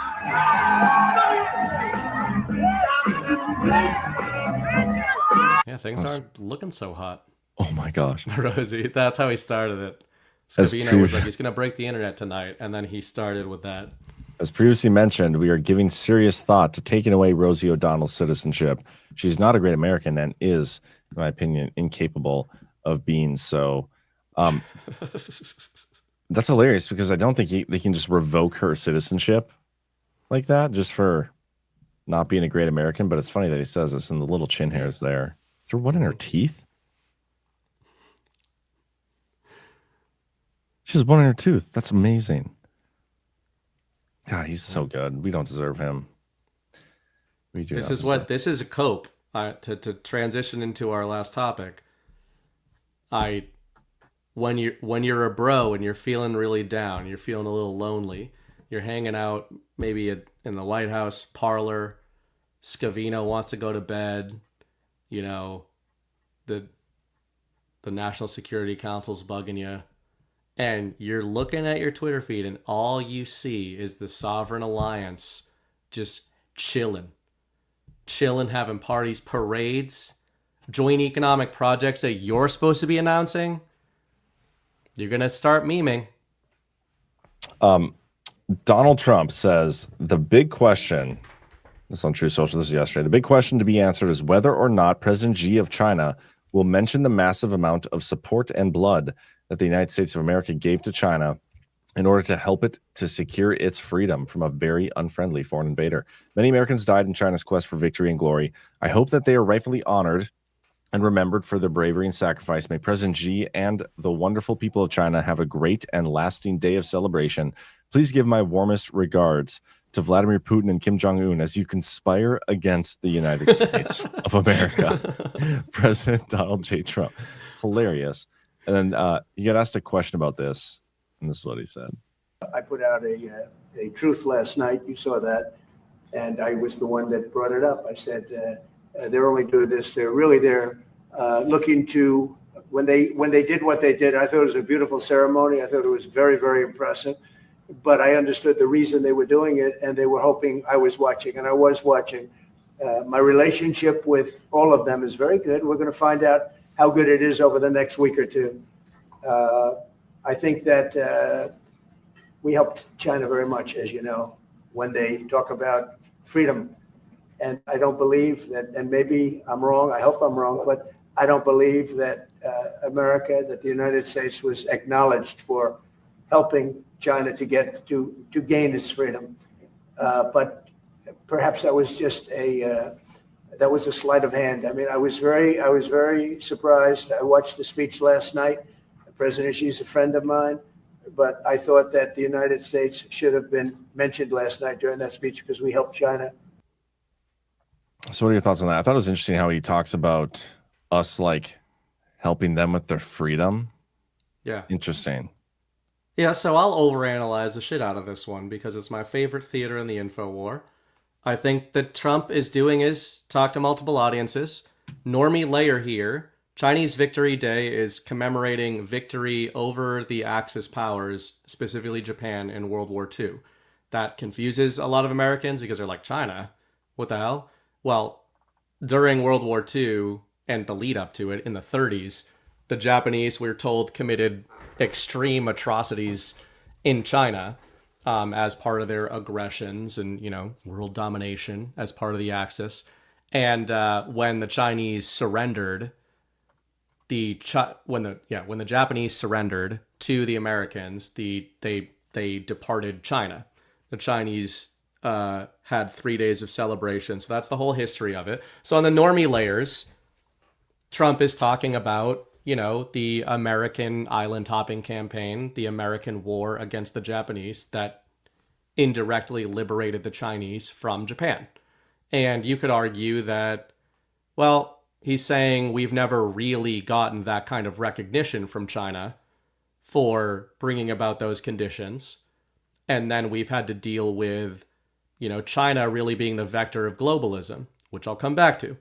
But I think on the other layer here, I think he's talking about the invisible enemy. I think he's talking about the deep state. And I'm not even just talking about like shadowy cabals operating in China that the American patriots and devolution operation helped them take out. I think I've been writing about this for years now, going back to 2022 on the Badlands Substack. I think that Trump and Xi Jinping have been executing a joint economic war against the globalist oligarchy. And Trump, I think, is talking about that. So when he's saying that we liberated the Chinese people, when he's saying that we gave China its freedom, I had theorized years ago that that freedom was from the American oligarchy. Apple, you got Taiwan Semiconductor, Samsung, but these are all globalist corporations. Microsoft, even NVIDIA, all these places, a lot of them relied on basically what amounts to Chinese slave labor. And all these regional governors and magistrates in China were the ones giving them all their contracts. Those weren't coming through the Xi Jinping administration. So these were a lot of the magistrates that got rolled up in what they call the Tigers and Flies anti-corruption purge of Xi Jinping that started in 2014. And I think Trump's trade war, specifically in 2025, what happened immediately after he started putting all these tariffs on? Did China collapse? No. What happened was Apple immediately flees China and starts coming back to the United States, right? And then Apple's just indicative of a larger trend. So I think that's what he's talking about in terms of liberation. And probably a lot more than that. But this is where they're not going to publicly talk about this. India is a big part of this too, and a big part of this narrative, because in the last week, Trump placed secondary sanctions on India and was warning them not to do their trade deals with Russia, their energy deals. And India responded by going to the SCO, going to the Chinese victory parades, and signing a bunch of energy deals with Russia. And I had said that they were going to do that 2 weeks ago because I think Trump is provoking it. He's provoking this multipolarity, and he's going to end up signing deals with all of these players. But he's basically getting the one major player that you're not seeing named in any of these deals or negotiations is Europe. I think they're the big losers, and we're the ones who are going to be big winners on the back of it when we sign the deals. Yeah, I mean, some interesting stuff coming out related to the Ukraine thing, because to me, that's like the holdup between Trump getting directly involved with the sovereign bros, as you want to call them. But there's been some interesting stuff going on. So one, Putin is asked about Steve Witkoff, and this is what he said. Oh, that is the wrong one. Let me remove that from the studio. He said this. Did you see this, by the way? No, I didn't see this one. All right. And I'm convinced that Mr. Witkoff conveys the information in this context with me and with other members of the Russian leadership that is it originates from the US president, not anything else. And our talks in Anchorage showed, it was clear from the context of our talks, that information is relayed quite correct. And he's saying that Steve Witkoff is correctly conveying Trump's message. I mean, that's a huge comm. Yeah. And this is also on the heels of this story just came out again. If I can find it, I had it pulled up and now I don't. Here we go. Putin signals talks possible in Moscow, again questions Zelensky's legitimacy. Russian President Vladimir Putin said Wednesday there was still a chance to end the war in Ukraine, though negotiations, if common sense prevails, but warned he was prepared to resolve it by force if necessary. That's interesting too. Speaking in Beijing at the end of the visit with China, Putin said he would be ready to hold talks with Ukrainian. We'll do that too. Yeah. Well, I mean, I'm sure maybe Zelensky has really soft hands because he's been using soft disclosure. Putin said he would be ready to hold talks with Ukrainian President Vladimir Zelensky if he came to Moscow, though he questioned whether such a meeting would be worthwhile. He repeated his view that Zelensky, whose term expired under martial law, was illegitimate. That is something I've been waiting for. I think we're going to get the terms of the deal. It's going to be like ready to go.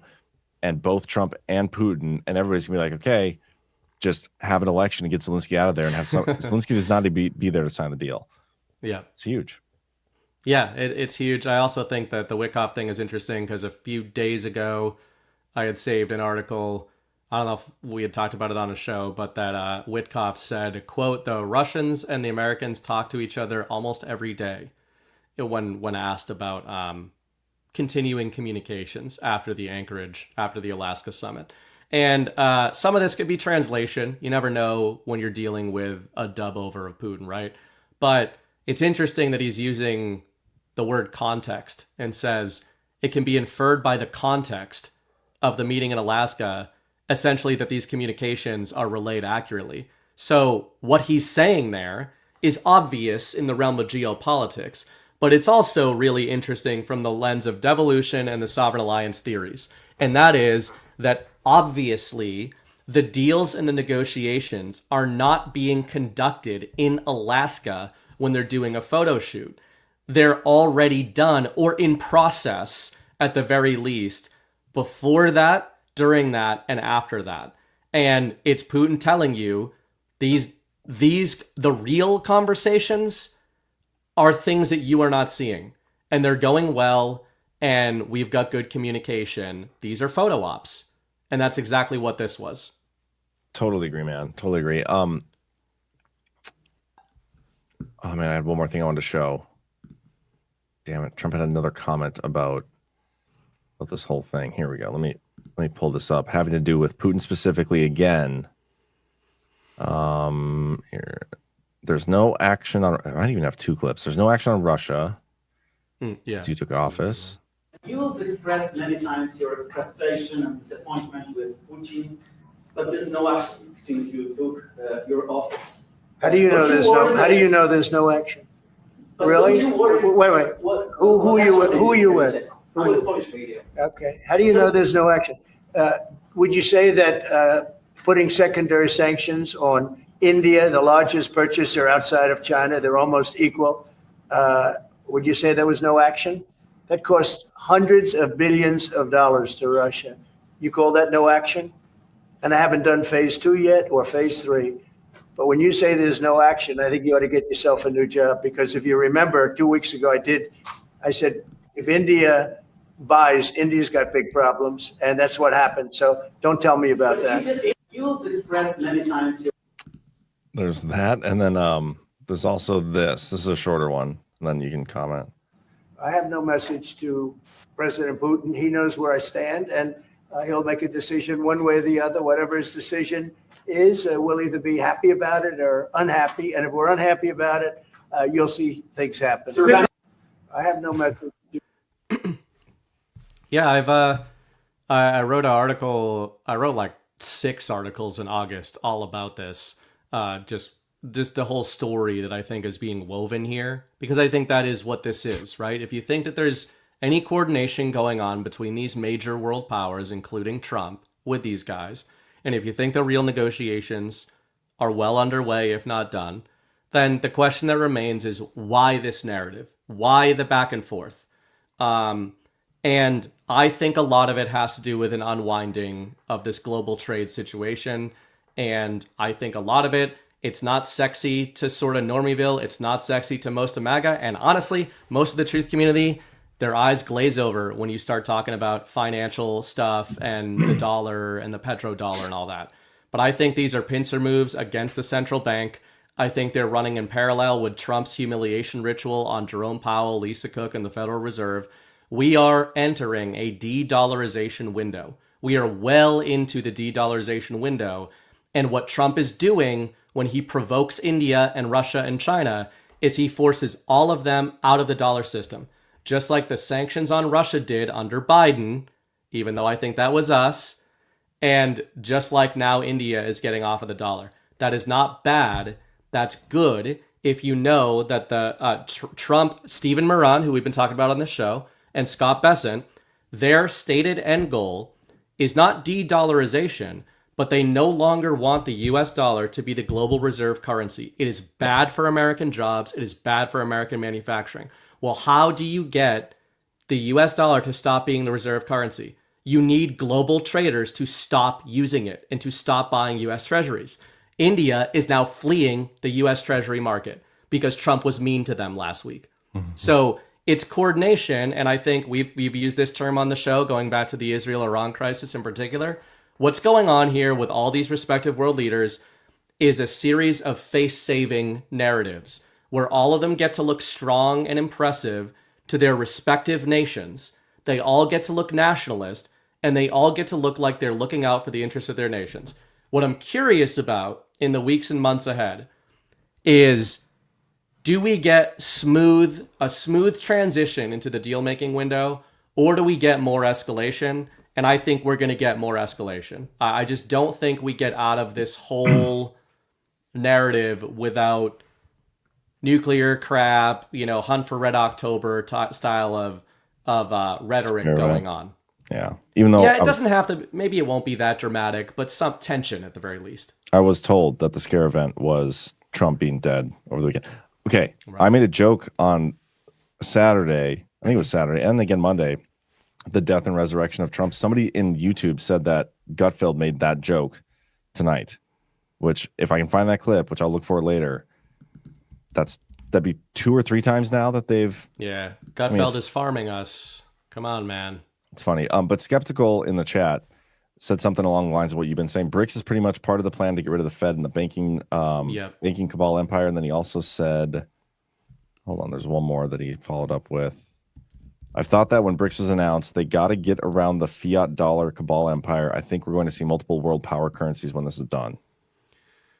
Yeah, I agree with that largely. I think it's less about new currencies emerging. I think it's more about agreement on global reserve currency. Now, what if there was something that no country could have control over, something that was decentralized and trustless, something that every country in the world could adopt as a global reserve currency to have final settlement and trade. Like XRP? Yes, exactly. Cardano, or like CRO, Trump coin. Yeah, but and for gold bugs, yeah, gold too. These countries are all have gold on their balance sheets, and they've been stacking more and more of it. So I don't think it's necessarily one thing. I think we're in a transitionary era. Scott Besson himself told you this in a sit-down interview that we played a few months ago, where he was asked about gold. He said gold has traditionally and historically been a global reserve asset, and he said, and Bitcoin is becoming a global reserve asset. Yeah. So Badlandsgold.com. anyway. Yeah, Bitcoin. Did you see G-Money? I don't know if he's even talked about this publicly, but he bought like one of the shit coins just to troll. He put like just $200 in, and it like went up to like 5,000 or something. It's just the fun about to happen to him. Yeah. Happy. Even when he's trying to get rugged, he's winning. He's reverse rugged. That to him, that was a rug though. He admitted that. That was great. I'm pretty sure tonight, by the way, before we start going to the rants and stuff, I think Brad on his Where We Go One, We Go All After Dark is going to have FDNY Captain Mike on to talk about 9/11. I think Captain Mike's a big supporter of Badlands, and a lot of us as individuals too. So appreciate him. That'll be cool. So that'll be really cool. So after the show, we're going to raid that show. We're going to go through the rants and stuff. But yeah, I think that starts at it'll be midnight my time, so it'll be 1 a.m. Eastern. But it's a great show with Brad. Shout out to, I only watched like 40 minutes of it because I was doing other stuff, but I saw that Brad was on Ghost's Book of Trump on Monday night, and the two of them were nerding out, like super nerding out about building construction and stuff, which might not sound interesting if you're not into that, but in the context of 9/11, it was pretty damn fascinating, and they were playing all of the stuff that Brad chose not to include in the documentary for good reason, but largely from the Trump angle, the building construction, the contracts, all that kind of stuff. So that was cool. Yeah, so he's talking 9/11 tonight, so it'll be a good show. He's talking with a fire captain. So make sure you guys tune into that. How about we go through this boosts, rants? One more note on this China thing that I think is notable. One of the big announcements that came out of the SCO was a 30-year gas export deal called the Power of Siberia 2 between China and Russia. Now, this is essentially identical to a lot of the writing that our own Matt Arrett has been doing on the Badlands Substack for a long time, and on his own Substack about Arctic energy deals and joint economic projects between the U.S. and Russia. And then Ghost had pointed out that they are not unhappy with those comparisons. Russia eyeing joint Arctic projects with China and the U.S. Certainly, Russia is eyeing the opportunity of joint Russia-China-U.S. projects, including in the Arctic region, specifically in the energy sector. So, if you're looking for, it's not just about currency. How do you make sure the globalist hegemon and Europe is just like big time fucked? You cut off their energy monopolies, and this is a way of doing that as well. Love it, man. On top of that shit. Who's your guest, by the way, coming up? Ghost. We're gonna do Sunday night. We're just gonna nerd out on sovereign bros and go into some of this stuff, especially the economic projects. I think we'll see who can get a word in between the two of you. That'll be some fun. It's a paradox where shit. both of us just don't say anything. Your show on this last Sunday with Quas, I didn't catch the whole thing yet because those episodes tend to be a little long, but it's a good episode. We actually kept it the Quas segment. We did 2 hours and then got out of there. That's not bad. We wanted to be able to have it be shared more a little bit.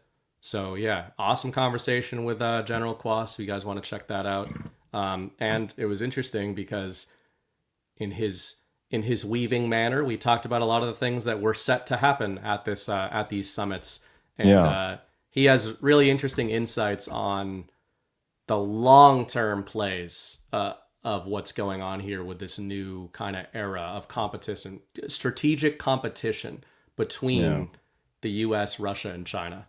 He's just brilliant, and I'm so happy to have him as part of the Badlands community. If you've never met him or talked to him, come to a GART or go to one of the Florida Badlanders meetups. He typically attends those things. He always comes to the GARTs, and he's just such an awesome guy. Anyway, you got the boost pulled up? Because I don't. I have the rants. Yes, I got one from 1027JS, $20 tonight, boosting DPH.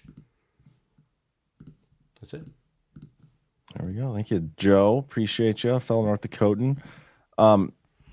Harry Vetch says a boondoggle is something that is stupid or pointless. Very Southern swag. Or saying, I think I used it correctly, but it's a very versatile word. Deborah Starr, good to see you, Deborah. We still have not connected via email. I know I responded to your email. I may have to send you another. Try to reach out again. CC, if you're in the chat watching, can you get her give her my email or somebody? Deborah Stars, or message me on Twitter. That works too. Get ready for the alien hoax. My dad, who had top security clearance, said that it was our men on board Area 51. Interesting. Yeah, Did you just break security clearance? Did you just disclose classified info? I don't know. Jackie Espada, good to see you, Jackie. Atlanta Codex 911 is coming to a movie theater on 9/11. Message me on Telegram at Jackie_Espada or on X, Jackie Espada, for details and how to purchase tickets. Yeah, we actually have a lot of theaters, I think, doing that thing. Let me pull up what we got so far. If you go to badlandsmedia.tv/Codex911 and scroll down, we have screenings. I think there's even, find a local screening ticket here. We have more coming up. It'll be posted on the website. Jackie, make sure you get that on the website. It is interesting that Brad, like this documentary from Brad, changed the info war in a lot of ways, I think, especially with 9/11 coming up here and potential things he's going to be doing. And the anti-Badlands ops always seem to come out when big major things happen. It doesn't go unnoticed. Yeah, I mean, it's not hard to go after people that are a little more rough around the edges, but going after people like Brad, Zerbo, and Abby, just not a good look for anybody, especially right now. Joe 17, now a monthly supporter. Thank you, Joe. Appreciate you. Anybody? Oh, by the way, you can now get Rumble Premium and use promo code Badlands, and it'll work, and we'll get credit for it. That's news. We've been waiting on that for a while, but I finally got Rumble to do that for it. Deborah Stars, the Federal Reserve is unconstitutional. Find the out of print book Lightning over the Treasury building. Interesting. Love it. VPN Nichols, a few dollars for those dastardly boondoggles for the great show. Mean Gerb, thank you, VP Nichols. Mean Gerb says, John, spray a little WD-40 into or pour a little oil on your ground beehive. It will kill them all. You're welcome. I do have a beehive problem. I don't know if you heard about that. Stinging unprovoked? Kind of. My girlfriend got stung. My son got stung. Did you say something to them? To the bees? Yeah. What am I supposed to say? Like, stop? Like, don't do that? No, I mean to provoke them. Why'd they sting her? I don't know. She was just kind of sitting there. And my son what was he doing? He was just standing there too. And like the bees just came up, stung, and abandoned ship. I don't know, man. I've never been stung. It's one of my claims to fame. I feel like a lot of you guys are acting kind of a little bit disrespectful around bees is what I wonder. Yeah, I don't know, man. But I got to kill this beehive before my kids come back because it is. Red pill wife. A stern talking to always works. Is that how you keep Zach in line? I'm assuming. Yep. Treat Zach like a ground hornet. Anyway, I will try that. I still haven't addressed that problem. I said I was going to, but I didn't do it yet. But thank you, Mean Gerb. I'll start with the mean talking to, and if that doesn't work, right, his children are swarmed right now, covered in bees. Then I'll do the WD-40 afterwards if I have no success. Babufio, greatest closeout song ever, Afro Man, Hunter Got High on YouTube. I'll check that out. Tiger Girl 176. I literally LOL last Wednesday listening to y'all. I was washing some new clean clothes before I wore them. People try things on and return them. Do you not wash even underwear before you wear it? Nope. That is a conspiracy theory. I don't wash anything new. And if you do, you've been hoodwinked. Another 179. I started to type out why I believe there is a there regarding Epstein, but decided to spare you. Here's $10 to celebrate with. By the way, Europe has fallen to the migrants. They're already effed. I agree with you there. It was funny. You know what you can like... put on a bee stings? Soft disclosure. Softdisclosure.com. That's what I heard. Yeah, and also Tamarack. Tamarack Flats, I don't want to get that wrong. They have Tamarack a great badlandsmedia.tv/Tamarack, I believe. They have a great little bee sting thing, and that's what we've been using. Oh, yeah. It's awesome. They're at Gart, too. They're great people. Yeah, they were great. Oh, let me actually make sure that works. Tamarack. That did not work. Can't ask some stuff. Mrs. Bright's using a bunch of that stuff. Tamarack. Tamarack Gardens? Tamaraniacs around here. Dang it. Okay, now I have to go find it in my ad read from earlier. So hold on. So I had them on the ad read for Daily Herold today. Well, this is what they're here for, to make sure we mess it up. Okay, sorry, I confused it. It's tamarackgarden.com, promo code Badlands. Tamarack with a C. Garden.com. And so if you go there, I'll share my screen here and show you guys. They have this salve. I don't even know which one of these is the right one. I think Outdoor Essentials is probably the way to do it. Yep. The Bite Me salve. This thing is awesome. My kid was talking like, to them at Garden. They were saying they pick all the herbs themselves and they go foraging and stuff to make this stuff. Yeah, it's awesome. They have a really cool story. Cool. They're really good people. Yeah.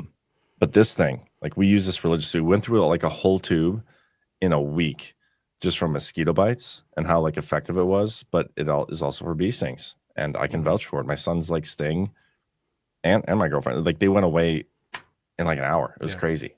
Couldn't even tell. In fact, John specifically provoked the bees to see if this product would work as advertised on his loved ones.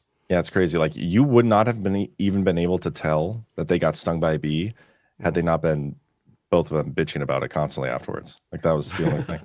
Right. The fact it can't cure that. Yeah, but it can cure this everything thing. Else. Yeah. Larry One, again, that's tamarackgarden.com, promo code Badlands. Larry One, maybe Trump is normalizing the presence of DEA, FBI, National Guard, ICE, and military in high crime cities for the sake of the normies. Get them used to the possibility, maybe even test the electorate. Thanks.